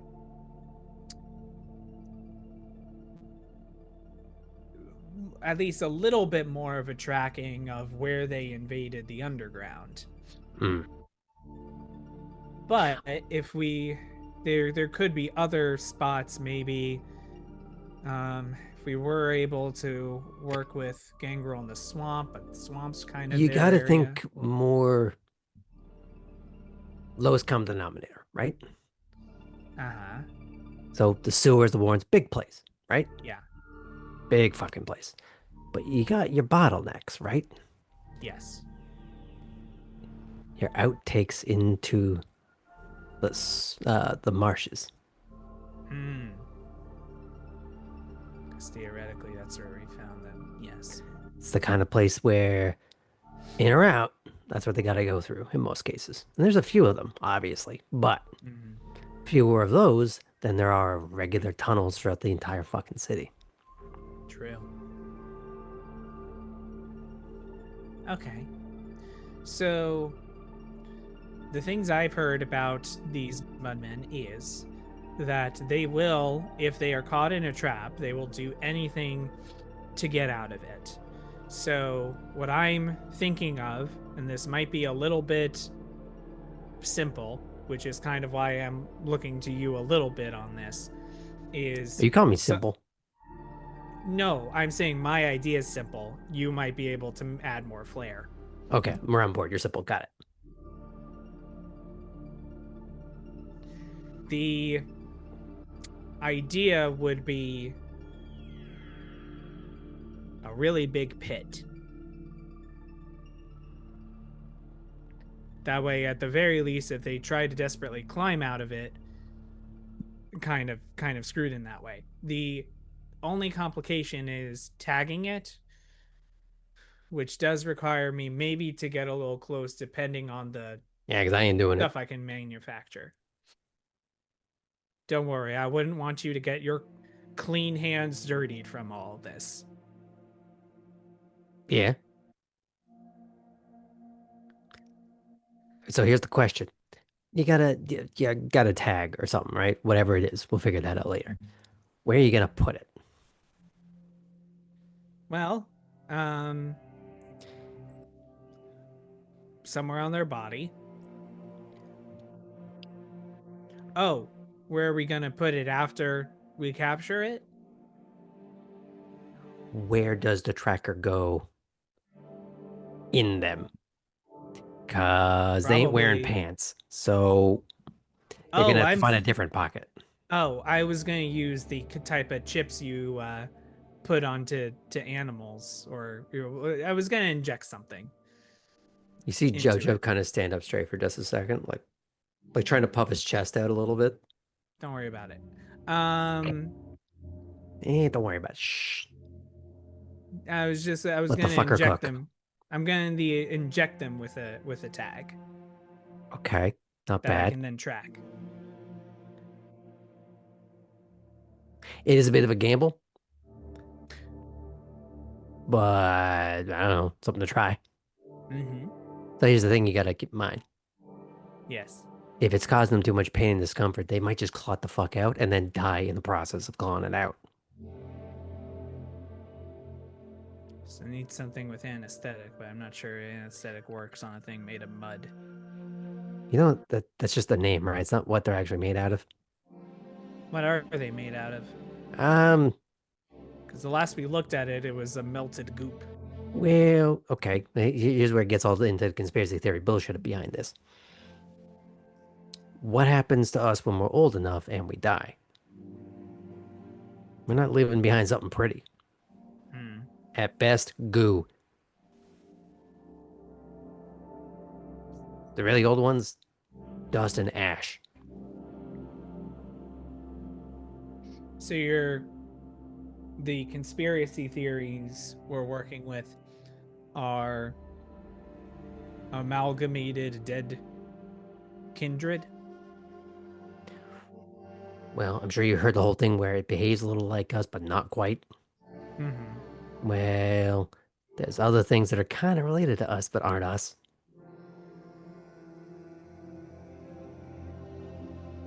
But they And it kind of have some of the feels same problem. it feels newer to us. Okay, so you know what a ghoul is, right? Yes. Okay, so what happens to one of them when they finally die? I am actually not aware. Okay, depends on age. If Uh-huh. they're within their normal human lifespan when they finally kick it, whatever happens to a regular body. Maybe a little more sped up, but the usual stuff. But, you know, a person that's 200 years past their expiration date suddenly goes out and gone. What happens? Time has a way of catching up. So that it fucks with the math a little bit. Makes it seem like maybe ghoulish, maybe a little bit us, maybe something else, something in between. And there are some things in between.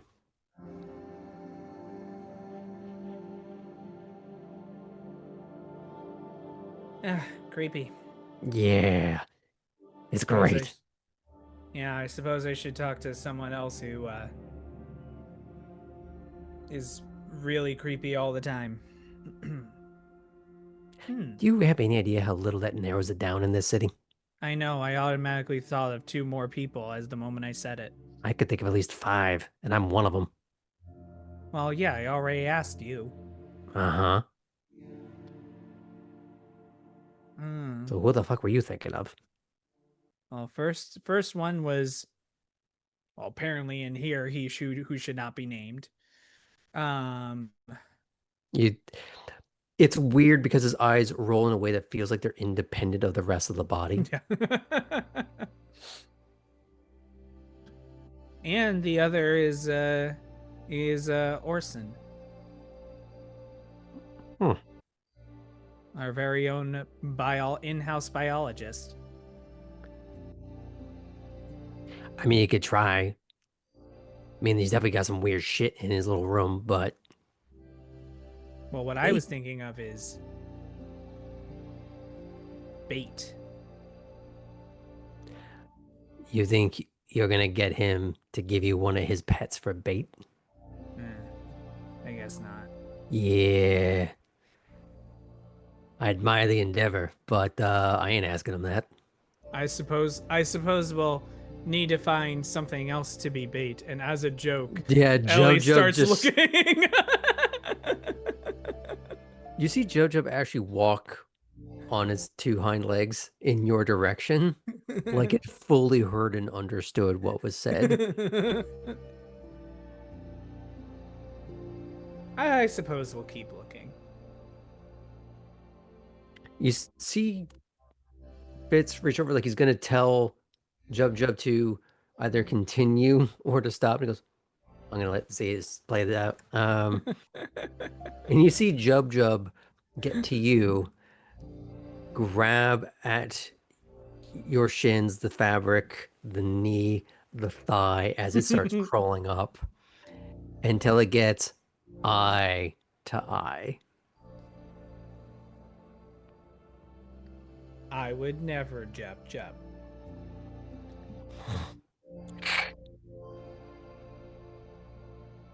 And shakily, because it is kind of just crawling on you, is trying to stand, and it just puts its little black paw on your face.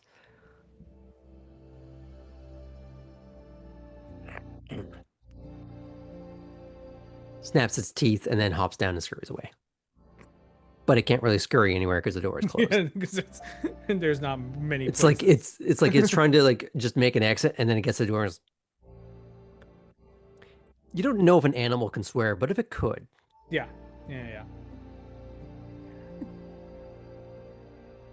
Okay, so obviously I still need to get some other plans together, but I just wanted to run by you in case in your various activities you come up with ideas.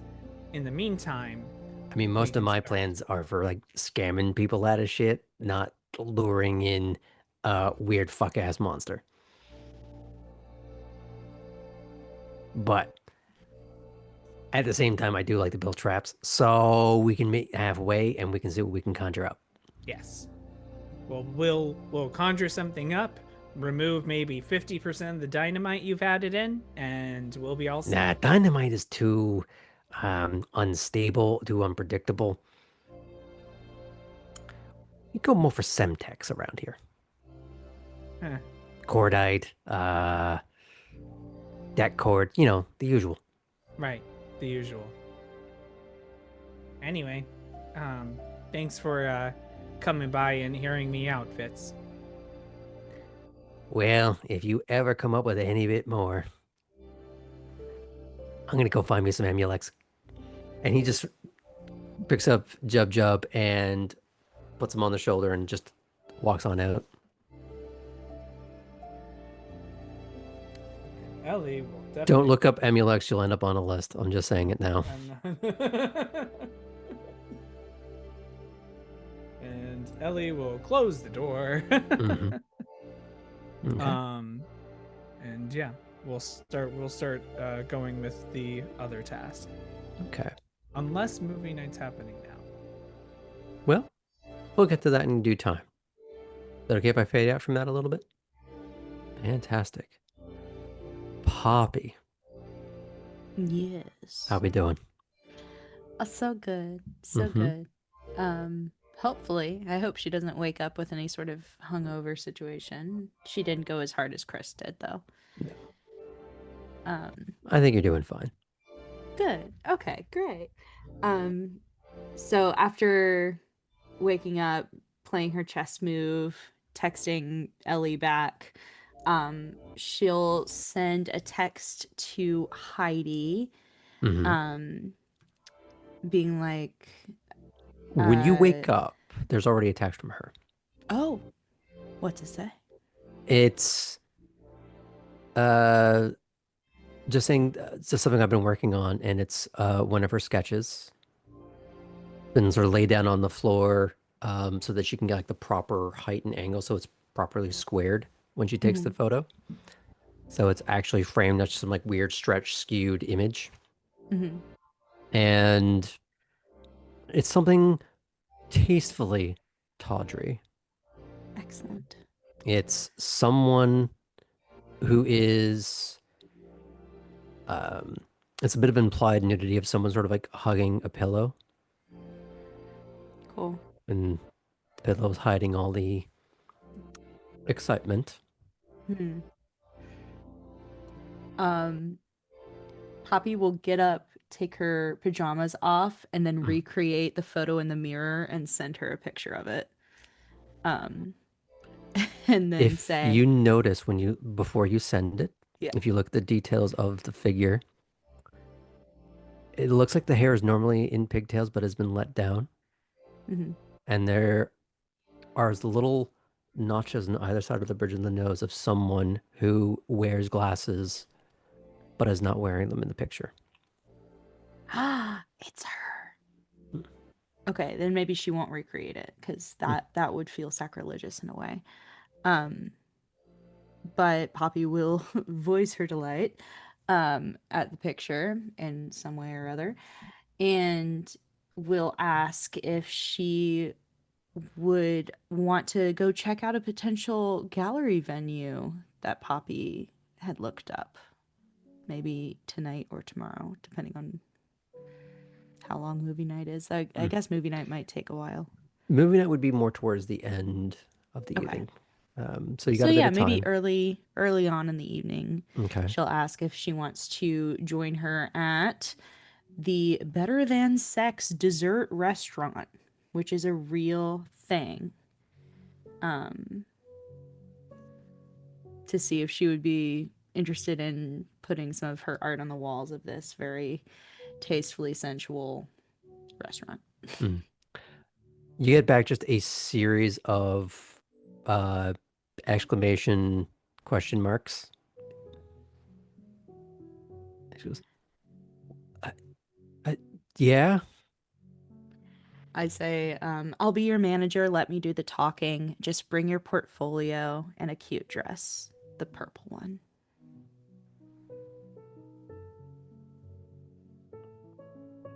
Oh. She's going to send you another picture, and it's the dress laid out across the bed, and her shadow is sort of filling the silhouette of it. You mean this one? Yes. It's perfect.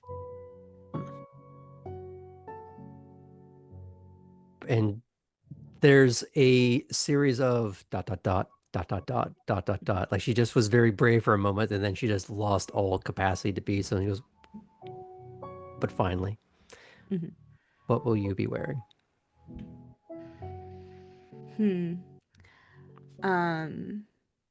Poppy will... Okay, now Poppy will take off all of her pajamas and pick out her... she has this, like, plaid kind of suit.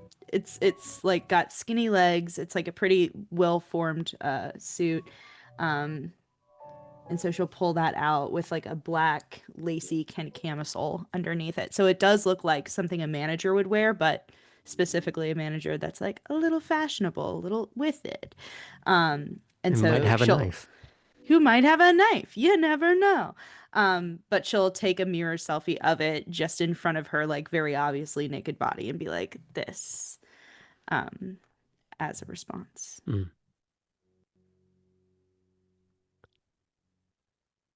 If you could hear over text the okay, Okay.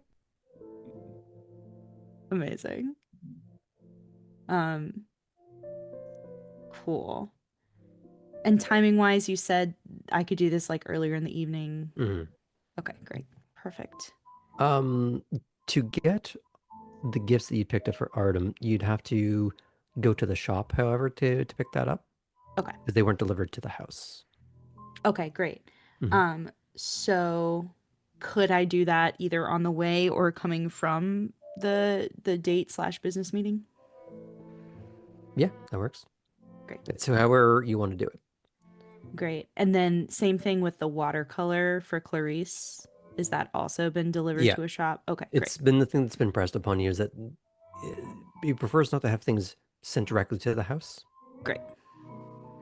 That makes sense. Mhm. So cool. That will be her plan.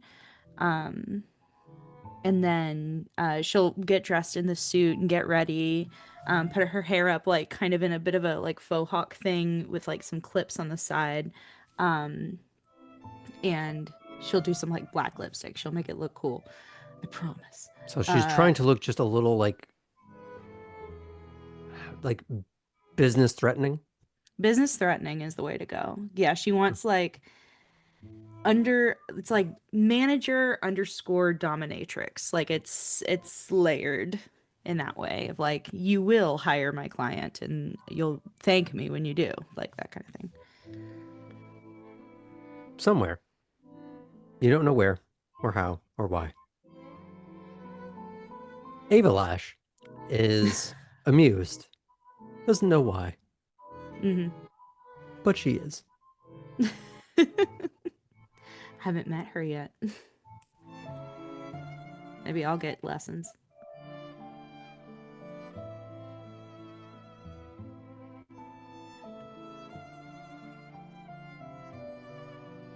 Okay. Do you meet her there? Do you meet her at the dorms? What would you like to do? I think she will meet her there. I think that makes more sense for this kind of setting so that they don't get distracted. Yeah, she'll meet her at the restaurant. Okay. Now, how to express what this place looks like on the outside? It's almost nondescript by design. There is the typical signage jutting out from the wall above the doors of a somewhat sort of beigey brownish facade with a light/laser also displaying the name of the venue on the sidewalk. So if you didn't see the signage, you would see that as you're walking over, which is something I've noticed for quite a few speakeasies. And as you meet up with her, she doesn't get out of her car until she sees you, which looks like an old, sort of modernized Volkswagen Bug. Cute.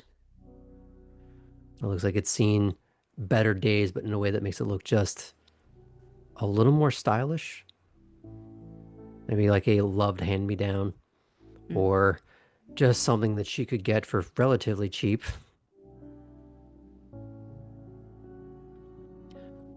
And she is wearing the cute, flirtier dress that you asked for.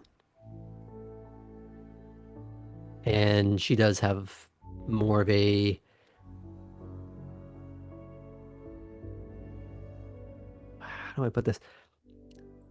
A little bit more of that blush across the nose. And she keeps trying to adjust her glasses as an excuse to hide it. Yeah. I think Kate, it will, if she's fiddling with her glasses, or not Kate, Poppy. My gosh. I was reading that I'm I was dressed gonna like say Kate. it's Not Kate. Kate with more color. Kate with more color, but also make it punk. Like we're thinking Vivian Westwood. That's the vibe. But Poppy will lightly grab Mhm. her hand and hold it down and kind of whisper in her ear, just let me lead. You're going to be amazing. Just be yourself. And we'll lead her into the restaurant. Mm-hmm. On the walls, there's a fair amount of faux gold gilding across the ceiling. There's that sort of maybe spray painted crown molding and paneling and framing of other pieces of art that adorn the wall of varying degrees of suggestive, lurid tawdriness that would fit in well with her portfolio. And you do have to drag her a little bit because she does sort of stop and stares at one of the pieces. Not in shock, but like, oh, Yeah. okay. See? And like she's trying to figure out what to do with her other hand because she's holding the portfolio in one, you're holding the other, and she's just like, there's that instinctive urge to play at one of the braids, but she can't. Good. Okay. Very out of her element, Yeah. but not in a way that's unpleasant. Got it. I will get us a table if that's possible. You'd have to get seen by one of the hosts, and they'll show you to a seat. Great. They'll walk you through the specials and ask if you can get a drink.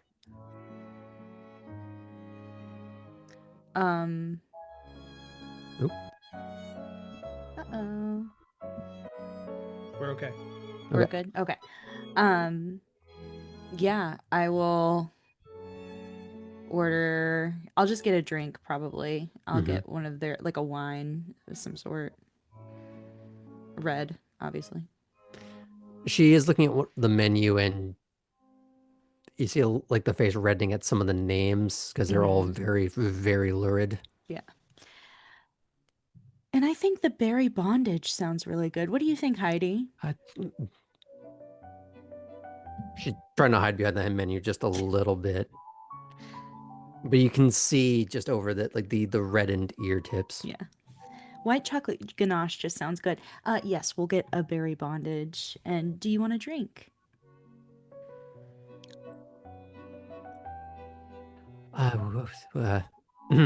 Whatever she said. Great. Well, 2 glasses of the Pinot Noir and the berry bondage. And she's just a little bit giddy, a little bit nervous. And she's just letting her eyes roam over the place now that she doesn't have the awkward interaction of being asked for what she would like to drink or eat in a place that all the names of everything is suggestive. Yeah. So, now this may have been me just jumping out on a limb, but do you think you would want to have your art in this kind of place? I feel like people would already be primed to want to buy it. I mean, I'm sure these are all like professional. And so are you. You went to school for it. That means professional in my mind. I'm still in school for it. Well, I mean, I'm sure some of these folks are also still in school for it. You never know what your classmates draw. It's always the shy some of them I ones. do. Well, yeah, some of them you do, I'm sure. Furry art pays good bills, though, Heidi, I will say. I know. Yeah. And she kind of just stares off in the middle distance. And if you've sold it, that means you're professional. So. But yeah, I feel like if I could maybe get an audience with, I don't know, whoever's on staff tonight, maybe have them come over, take a look at your portfolio if you're feeling up to it.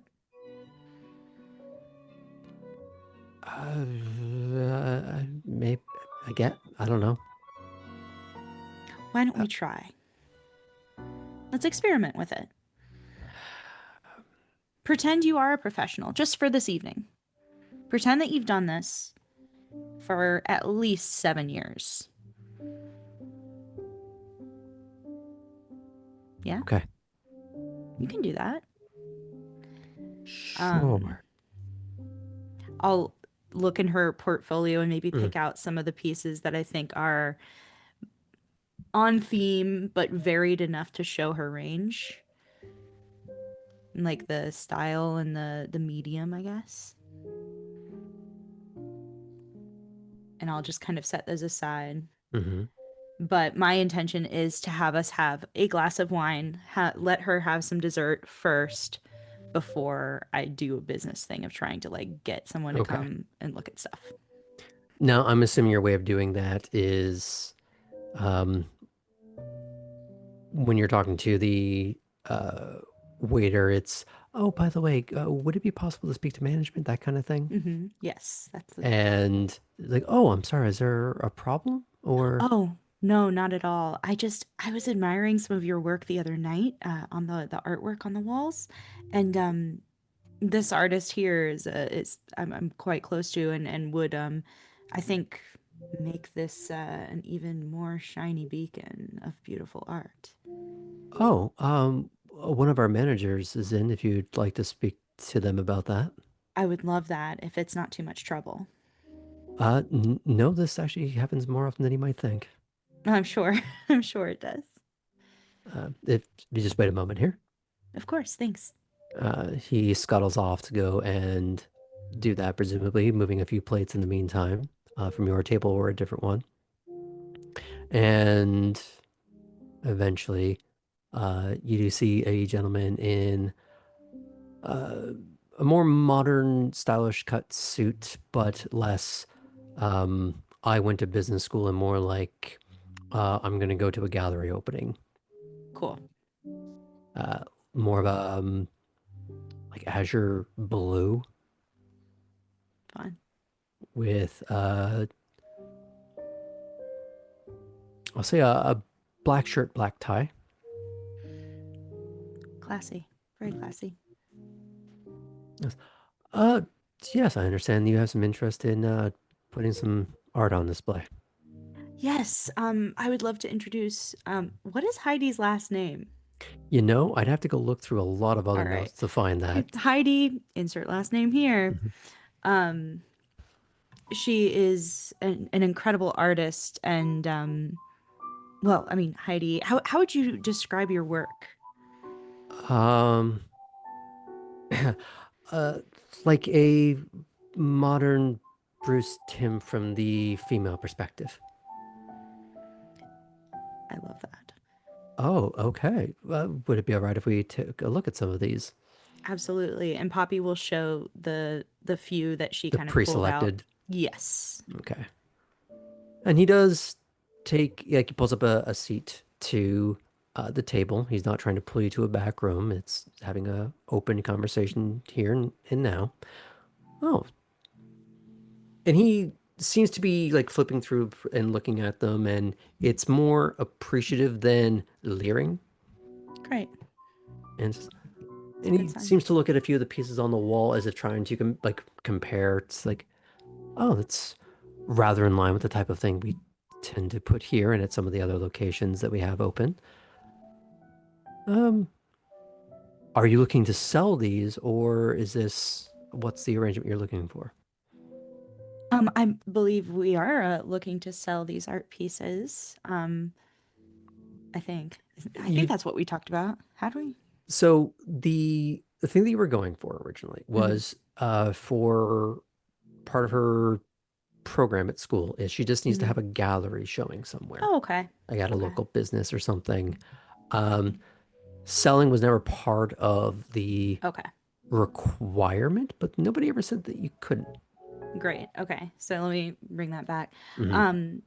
Well, mostly I think we were looking for Heidi's work to be displayed in a gallery setting, to maybe garner some interest in her career as an artist. Though, I mean, I Heidi, see. how do you feel about potentially selling some of your work? I mean, I would want some of this on my wall. And she looks at you like she's about to say something saucy, but then realizes that she's in public and there's a witness. And uh, Mm-hmm. I'd be willing to part with some of them for the right price. But and she does seem to be trying to find her voice.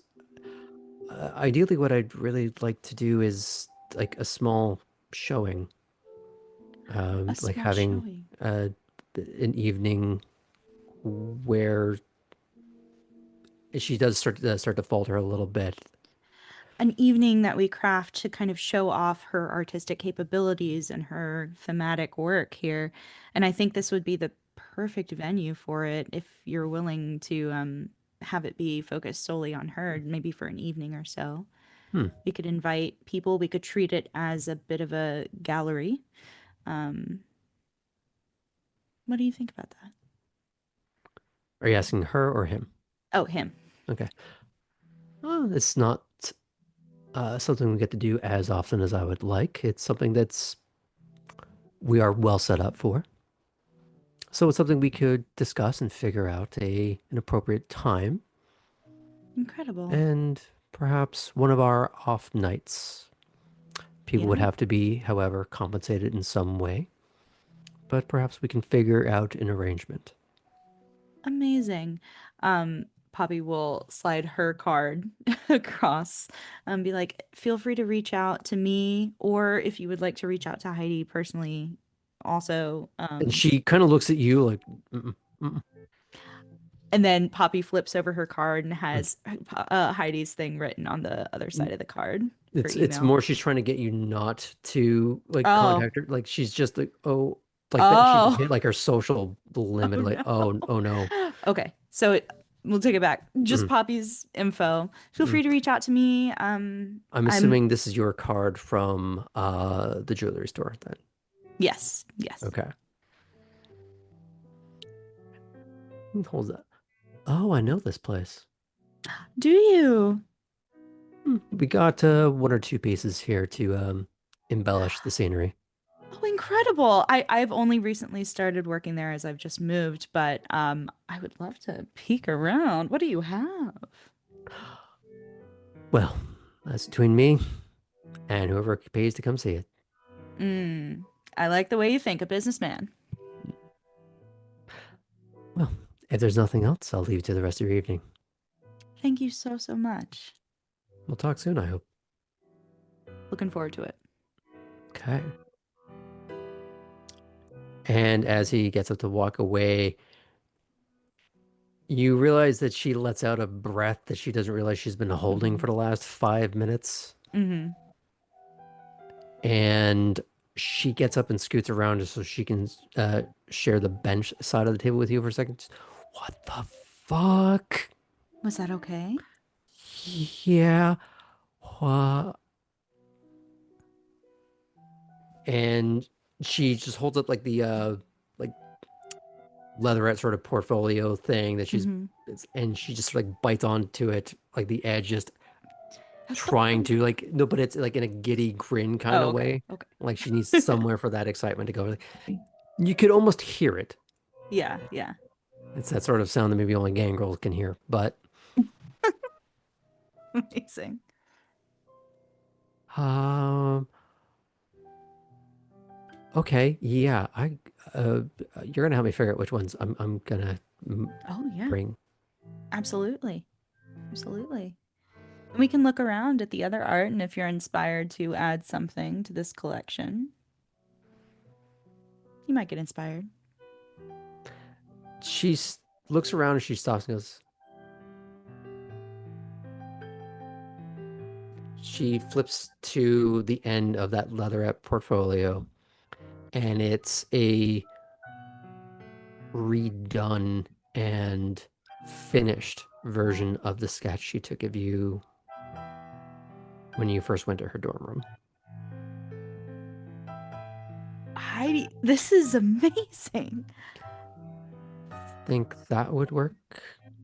I think it would. I think it absolutely. I mean, of course, I'm terribly biased in this situation, but yes, I think that would be absolutely amazing.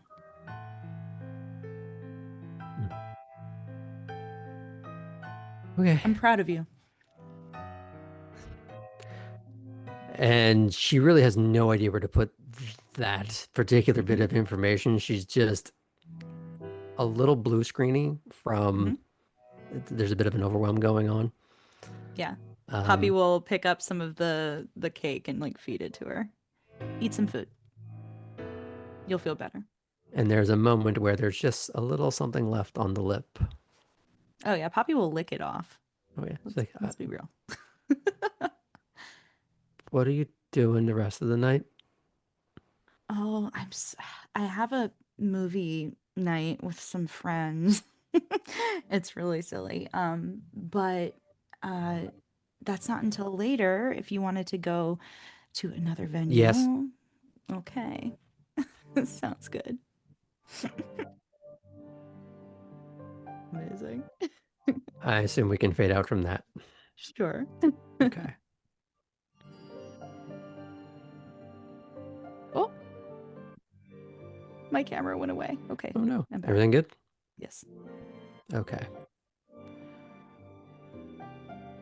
Let's check in, I think, with Cora first.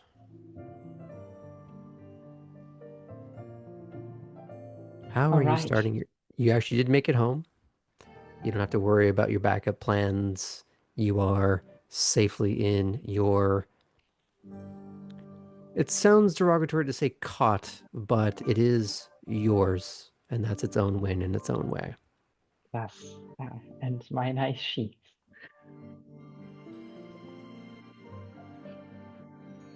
So yes, I'll rise from that stretch. And I'm going to send a couple of messages. Okay.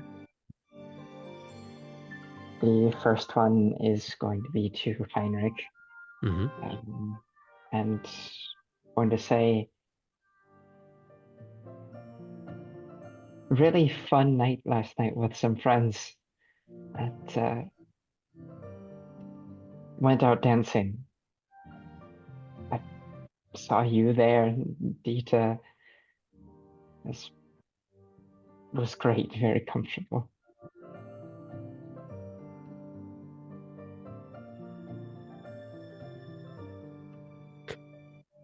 It takes a few minutes. It seems like there's the dot, dot, dot, and then it stops. And then about another 5 minutes goes by. And you've caught this behavior from him before. It's usually he's working. And it's for him the tail end, so... Oh. I'm glad you're having a good time. And that you're settling in. How's the coffee? About to put some on now. It was so nice. She thinks about how the last time that she got some going, how it transported her to the night market. Do you write any of that back to him, or are you just gonna keep that private for now? Well, the last time that we spoke, Okay. I did say that it did that. So, perhaps, is there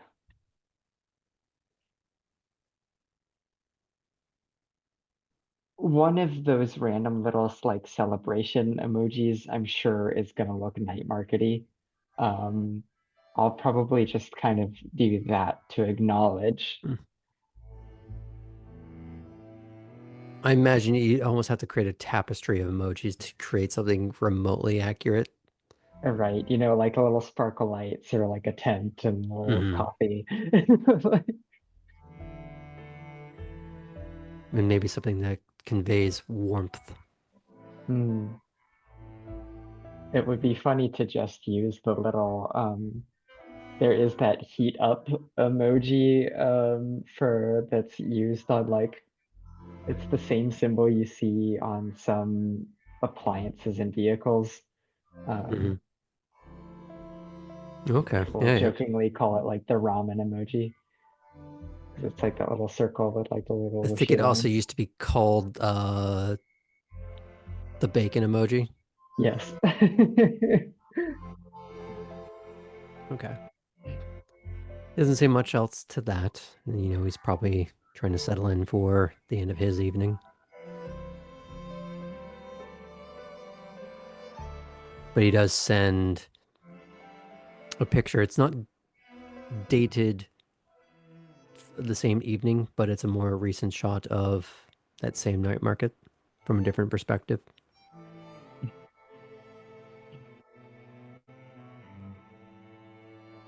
But he doesn't send anything further from that. I'll just heart it, Ben. Mm-hmm. Any other text you want to send?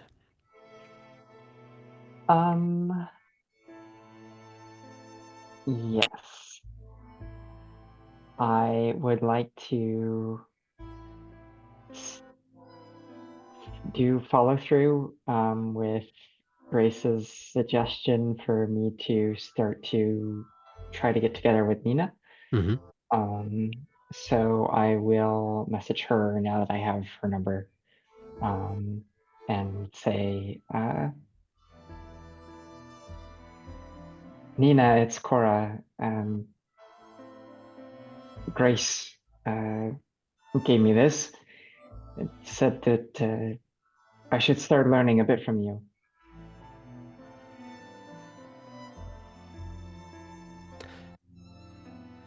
Your phone rings almost instantly.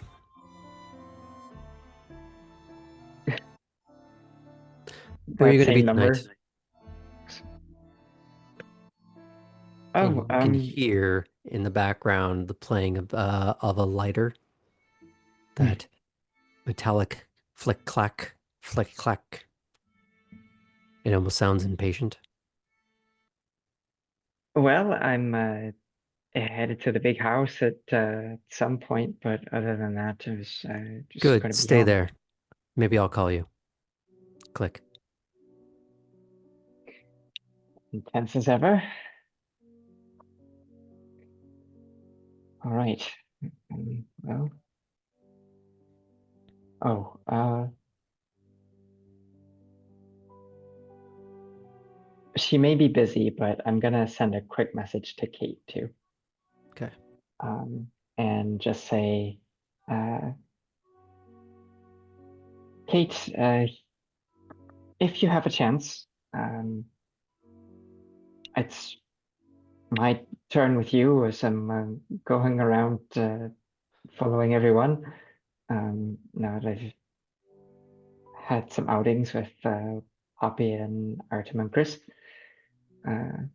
So if you have a chance, it'd be great.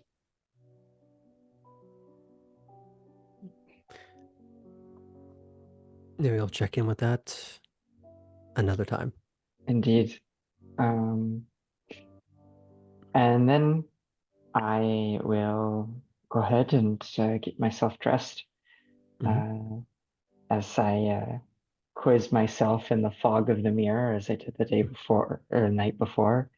I'll go ahead and write a little number 5 on the Steam and go, okay, hospitality, that's step 1. Well, you have to present yourself. Funny, since I didn't do that the first time. When you go somewhere new. And For a moment, your back feels brick against it.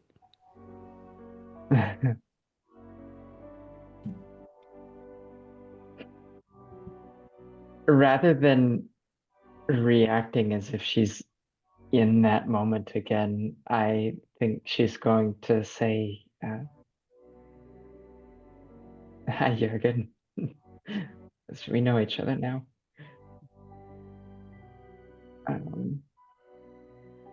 And then she is going to go. Where was I with this one?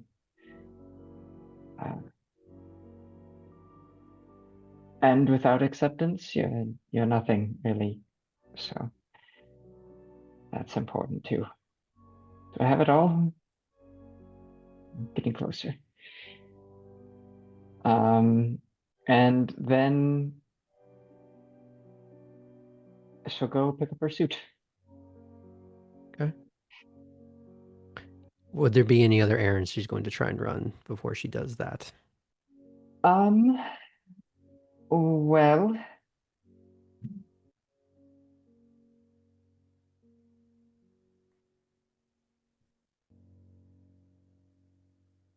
she has the intention to get some gas. Mm-hmm.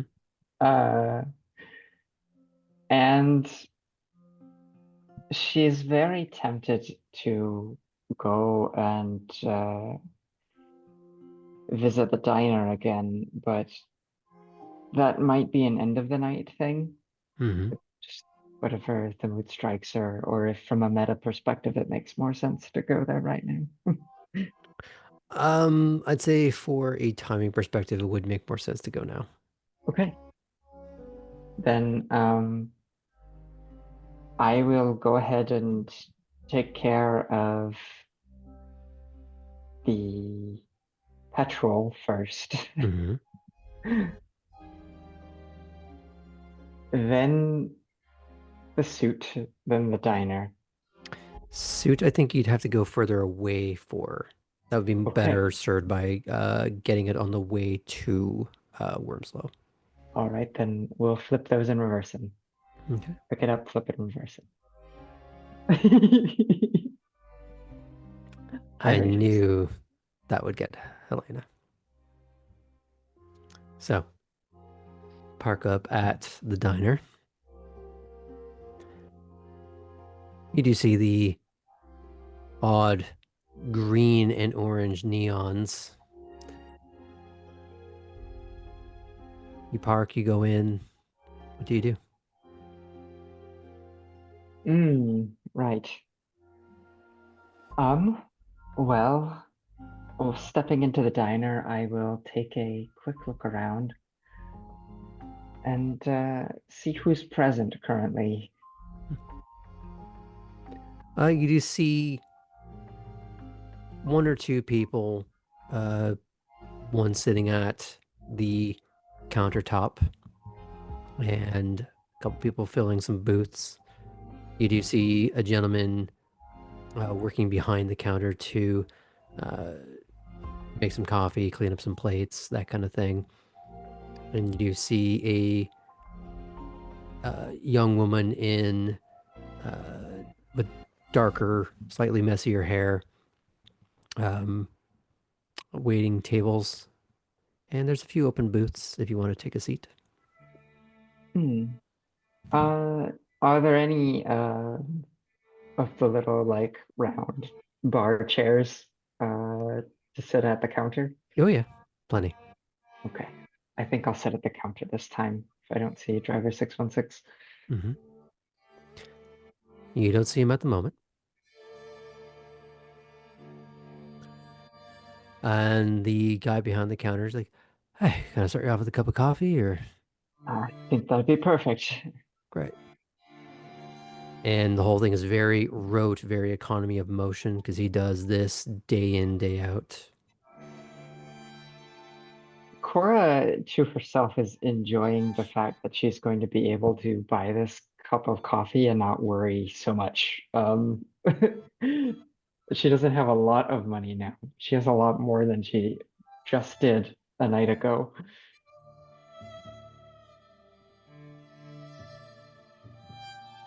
Okay. Do you need to see a menu, or is this just coffee? I think it's just coffee tonight. Okay. Let me know if you need a refill.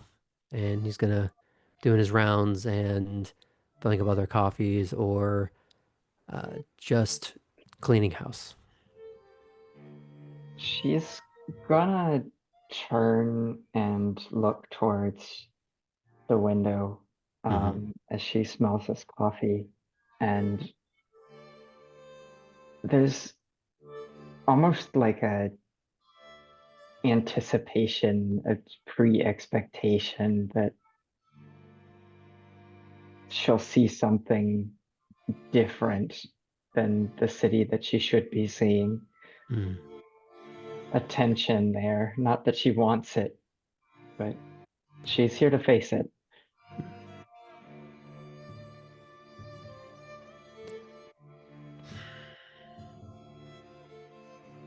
Maybe it's because you expect it, or because there's nothing truly inciting of it this time around. All you see is what should be there. No dramatic, memory-laden overlays, no kaleidoscope of possibilities. You simply see a hint of the lights and your own reflection slightly obfuscating the parking lot. But in that way that is that high contrast of you can see part of your reflection and then the rest of it passes through to show you the parking lot.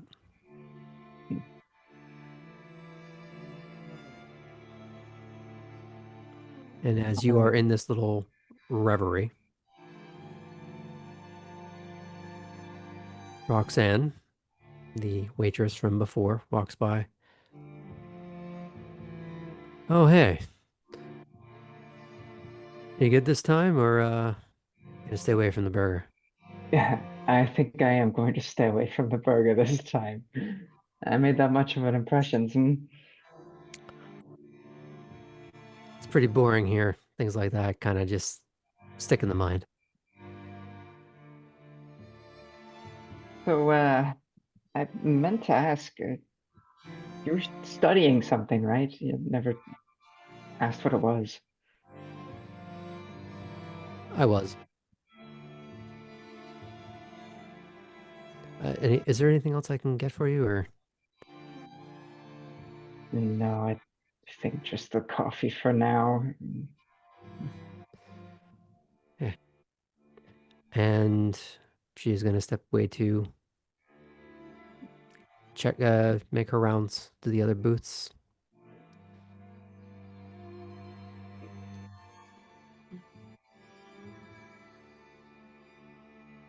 I'll just smell coffee then. Mm-hmm.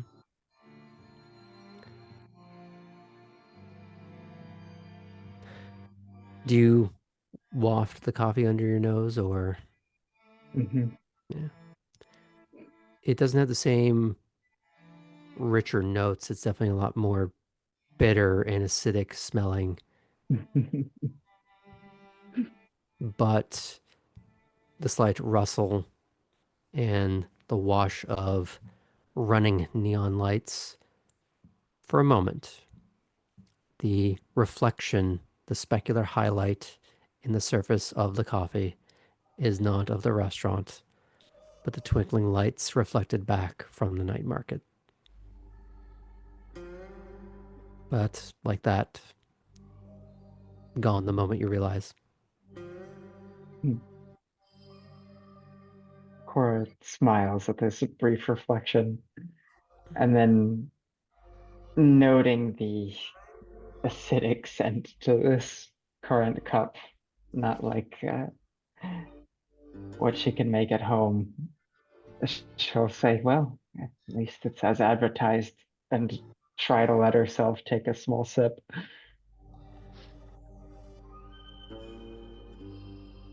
I'd say with the merit you have,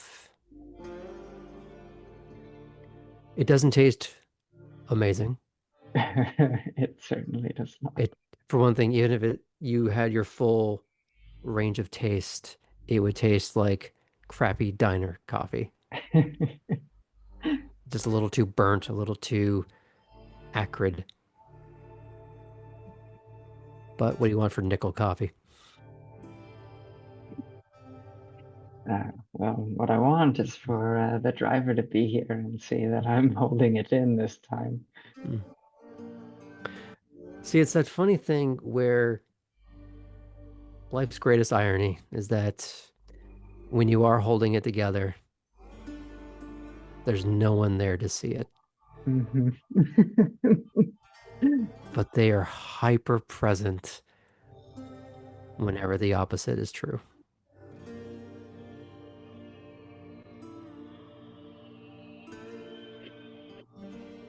So you hang out here for a little while and just people watch, and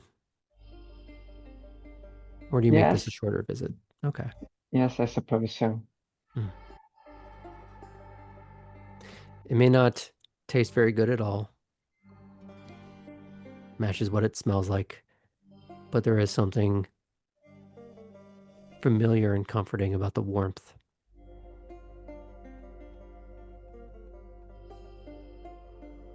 Is that okay if we fade out from there? Sure. Okay.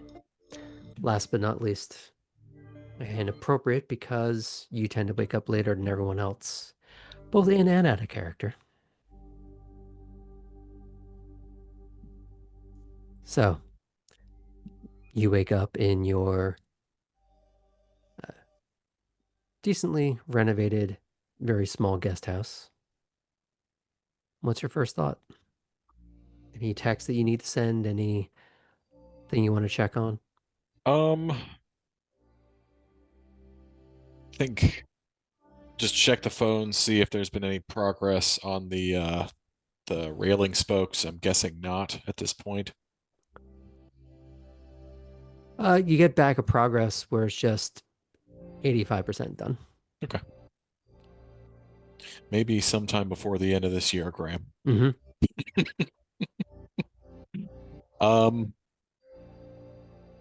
So aside from that, I think what's on his mind right now is to ask Alden a couple of things.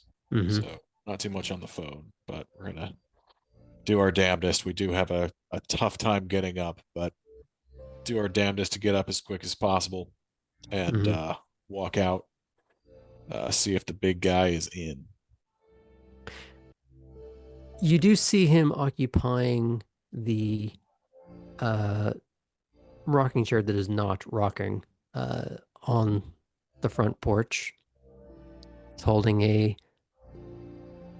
well, you know him to be either having a nice cup of coffee or a cup of tea that he's Is he never reading? drinking from.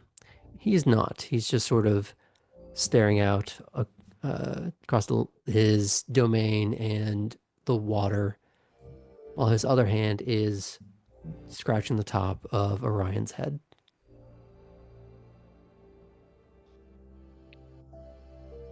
Got a few minutes before you take off, boss. What's up? Two things. First, Havel's great. I'm gonna keep going to her. Would you recommend I talk to if I want to learn to fight like a gangrel?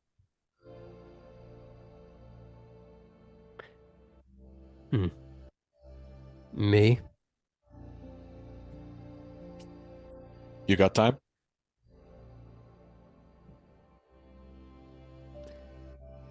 He's going to hand you the cup. He's going to scratch the top of Orion's head. Gonna lock eyes with the animal for just a moment. There's that whine as the animal gets up, and it sort of almost headbutts the door open. And you can hear it clomping up the stairs.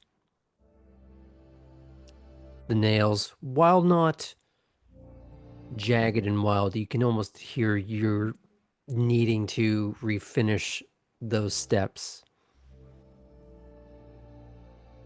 And you hear a little bit of a sort of scream then giggle, and then sound of someone relaxing of when the dog jumps in the bed and probably weighs more than the bed. Also been wondering how to do that. Time and practice.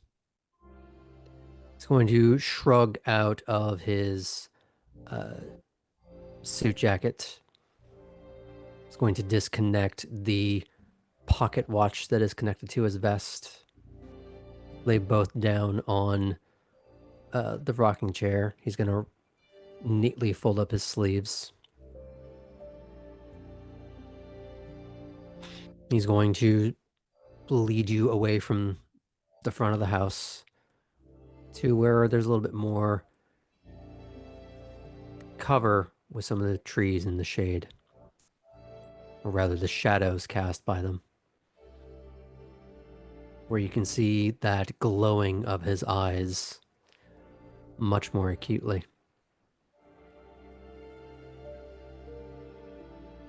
So what do you know?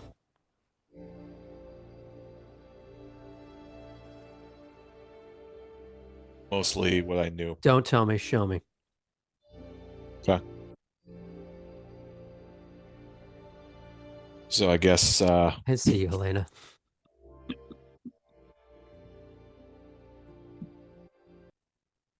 we'll go claws out and we'll start showing them. Okay, well, mark off the blood for it. Yep.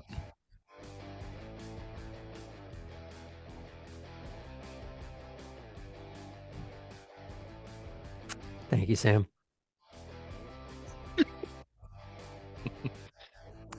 Before you even have the claws out, he's already rushing towards you and grabbing your chest with unclawed hands. And there is this... How do I put this? There would be a moment, like in a car crash, of sky road, sky ditch. Except it's the darkness of the ground below you, the pinpricks of the light of stars above,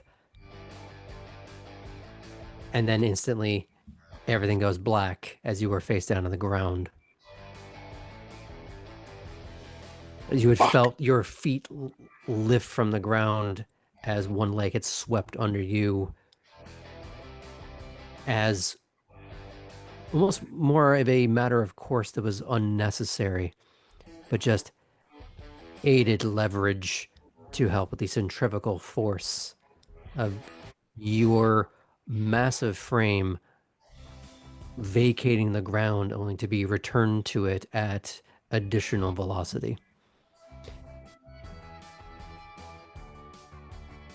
You feel the ground give way around you, as if there is an imprint being formed and he's just pushing you down, as the other hand comes up and now its claws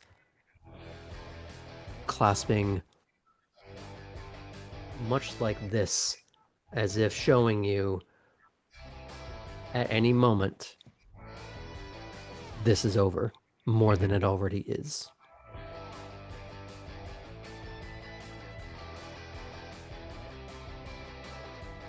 So I'm going to let you try a move now that you're here. Sure. Now that the cutscene awesomeness is over, let's actually give you an honest chance. Sure. So we will basically we're going to try to knock the clawed hand out of the way, and using the fact that he's holding me, basically try to go in for my own not full strike, but like, you know, I can get there too, I guess, is the Okay.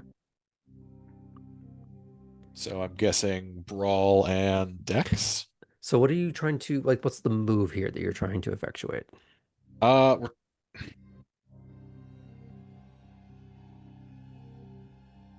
I guess basically I'm going to try and break the hold and put myself in a position to make my own, not strike, but like threat of a strike. Okay. So I'm going to have you do strength and Okay. brawl to break the hold he has. Mhm. So this will be at... I'm not going to make this ridiculous. It's going to be a 7. Okay. Happening again. Okay. Hey. Kidding me.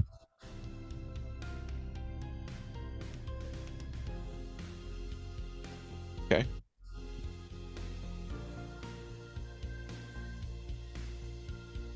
That's 7. Okay, I've got 2 successes. They are both 10s, so we're going to Okay. try popping them. And you have no 1s that are... No 1s. Okay. 2 successes. 2 total? Okay. Yep. So I'll let you break the hold, or at least redirect his grip downward, or rather off to the side and down. Yeah. And you're trying to sort of shimmy shake off of the slight indentation in the ground he's made with you. That's the idea, yes. Okay. So you're able to get to your feet. Now, normally I would only do 1 move per round, but I'm going to give you a moment to try to do something else. Yeah, I just had a whole cutscene on me, man. You want to pick a fight with Alden, so... Trying to learn. And what did you learn so far? He wins. There you go. But I already knew that. Okay, so break hold, kind of get out, and then bring my claws in kind of from the side. Okay, so that'll be Dex and Brawl. Dex and brawl. Do you have any celerity to add to that or no? I do not. Okay, I'm a fortitude lad. gotcha. Is this also at 7? No, this will be at 6. Okay.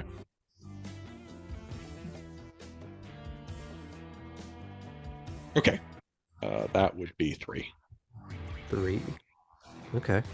I'm going to have you roll damage. Okay. So it's going to be... So the intention was not to do damage. The intention Mhm. was to do what he did to me, which you just is want to connect. Yeah, right. Okay. So you feel your claws then scrape the vest and the shirt. Ooh. Now, but here's the thing we're going to try. I want you to roll damage anyways. Okay. I just want to go and remember. Barrel claws is strength +1, so that's 5. At 6. Yep. Okay.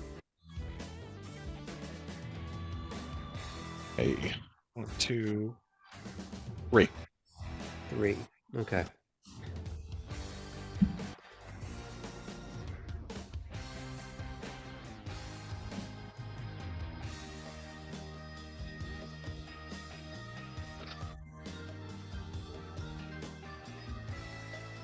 I don't know if you can see it on there. Yes. Okay. 7 successes? That's without rolling the 2 10s, Rude. which we'll do anyways. Just for funsies. So we're just going to leave that at 7 successes. So you managed to scrape through the suit, but then it feels like you were trying to scrape your bare fingernails against stone. And they glance off. In a way that makes you think that if you were to strike a sword against stone in a movie and it should spark, and it doesn't. Looks down at you.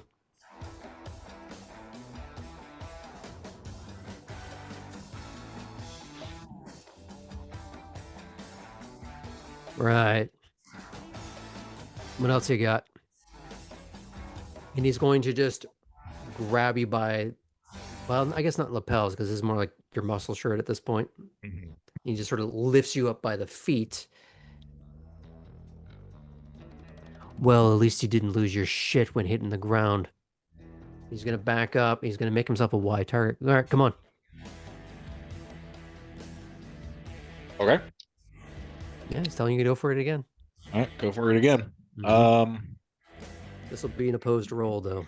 Okay. Is this dexterity or is this strength? You're going for an attack, or what are you Yep. doing?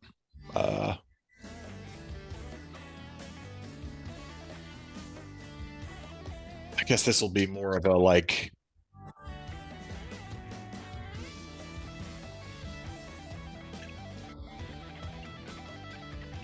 Maybe we'll try what we did with the Mudman and try and go for the arm. Okay.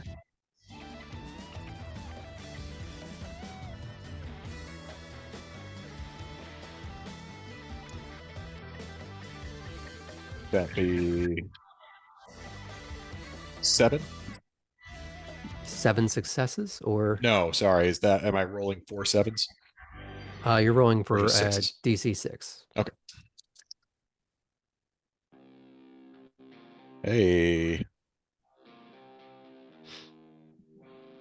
Got 4.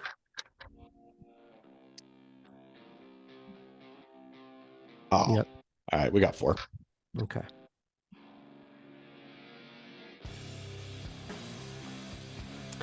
He also got 4. Hey. Mhm. So this would be a case of, as you're trying to go and strike at him, is he's leading you through the trees, his land, place he knows intimately well. He sidesteps and lures you in, and your claws strike the boughs of a tree.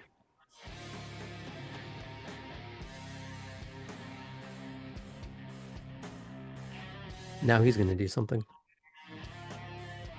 Incredibly rude of him. Mm-hmm. As your claws swipe at the tree, they don't get stuck in it. You didn't botch, you rolled pretty well. But as they scrape off of it, there's a moment where their trajectory is stopped by connecting with his forearm. And you feel that familiar grip in the shirt as you're shunted back against that same tree. What are we learning?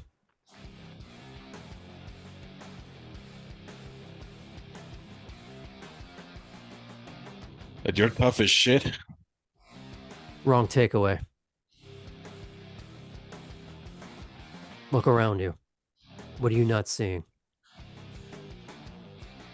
He's gonna look around. I'm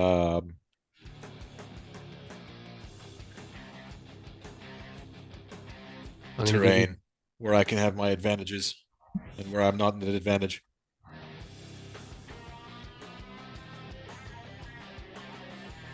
They gonna let you take a swing at me here without knowing where I am every single blade of grass?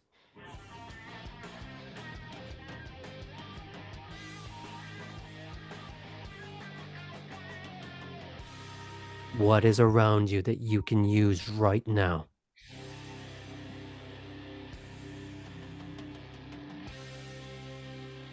And he's going to launch you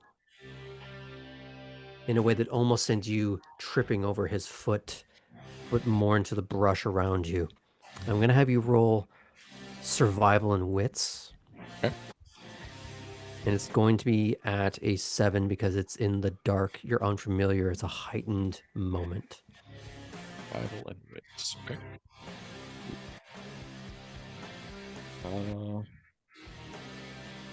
Success. 1 success. 1 success.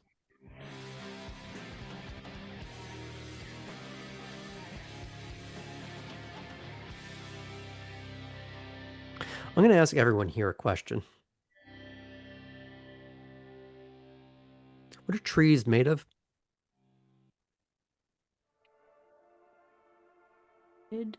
Wood. And Okay. bark. There's bark. Yeah, that's at the outside. Follow-up question. Thanks. What are steaks made out of? Ah. Wood. There's a lot of errant debris that collects on the floor of a forest, especially in a place that is regularly hit by storms. Nature provides you a bevy of steaks. And I don't mean of the salivating sort. You have a sharp implement to choose from. The question is, do you use it? Yeah, let's do it. Okay. Now, there are specific rules for staking. Let's go and find that, shall we? If I could just find where my combat pages begin, because it's been a while.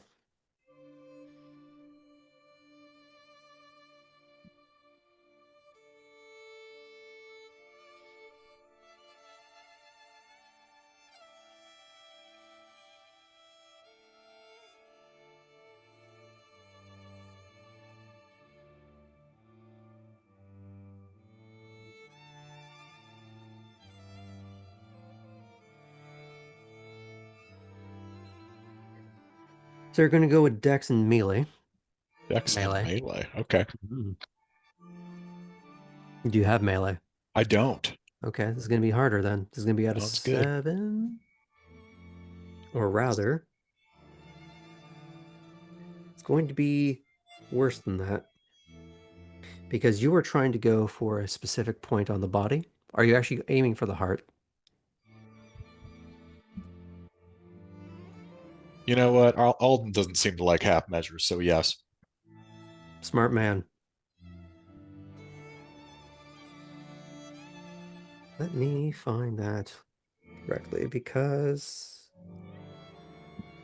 this is going to be at a difficulty of 9. Sick. Okay, because it's a very small target. I'd like to use willpower. You can use willpower. I'm using willpower. Good man.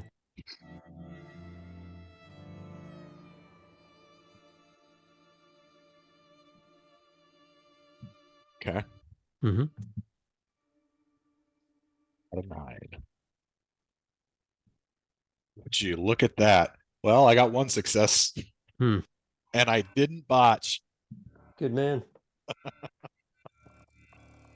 So you're going to roll damage for me. Sick.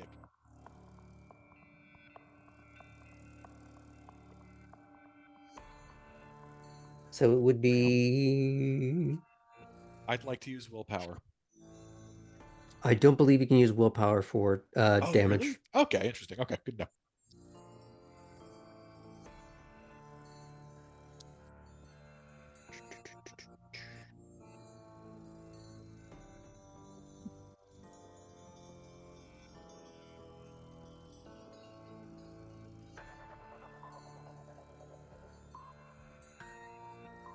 Okay, so it's going to be strength plus 1, or rather in this case, 2. Okay. So it's 2 additional because of where you're striking. Okay. Rolling for 9s again, or no?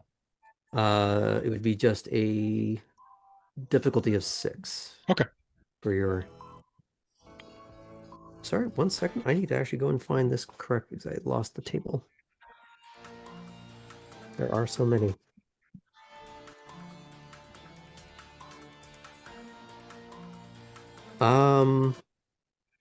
So yeah, it's just strength dice and then plus 2 more. Okay, so I've got 4 and one of them's a 10. Okay. So explode that. 9. So 5. 5.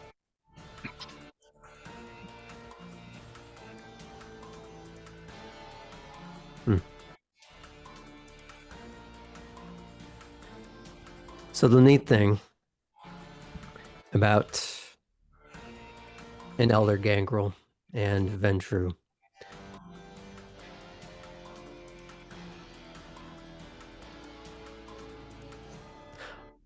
unlike Max, you don't have to find this out seconds before the end. The stake, the impromptu implement that you found on the ground, shatters into a succession of matchsticks on impact in slow motion to the point where what ends up hitting him at the end is not the stake, but the underside of your fist.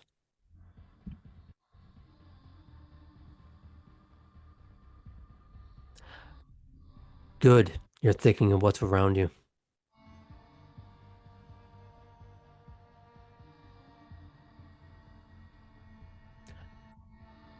Were I your age, that might have worked.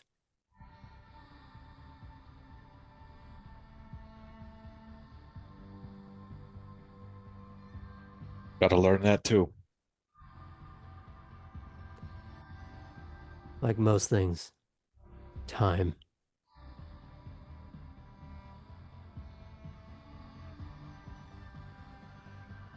Smart. Most people your age don't think to look for a stake.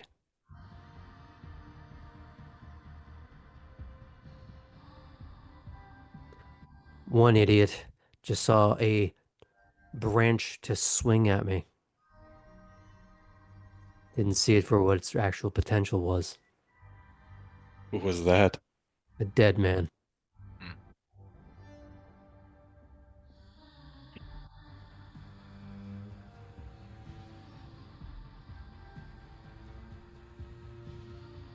Good. I was already thinking along these lines. I had the thought when the Mudmen attacked.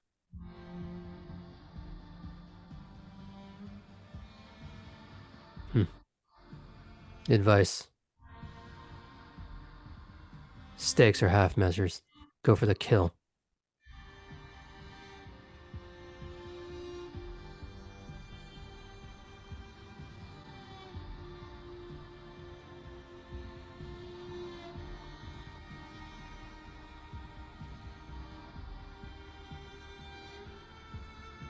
We done? Sure. Thanks. Looks down. You're paying for a new one. And he walks back to the house.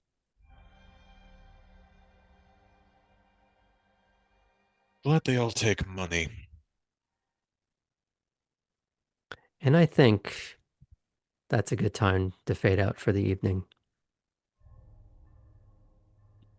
Join us tomorrow night for our Age of Innovation. And we'll see you again next week. Take care, everyone.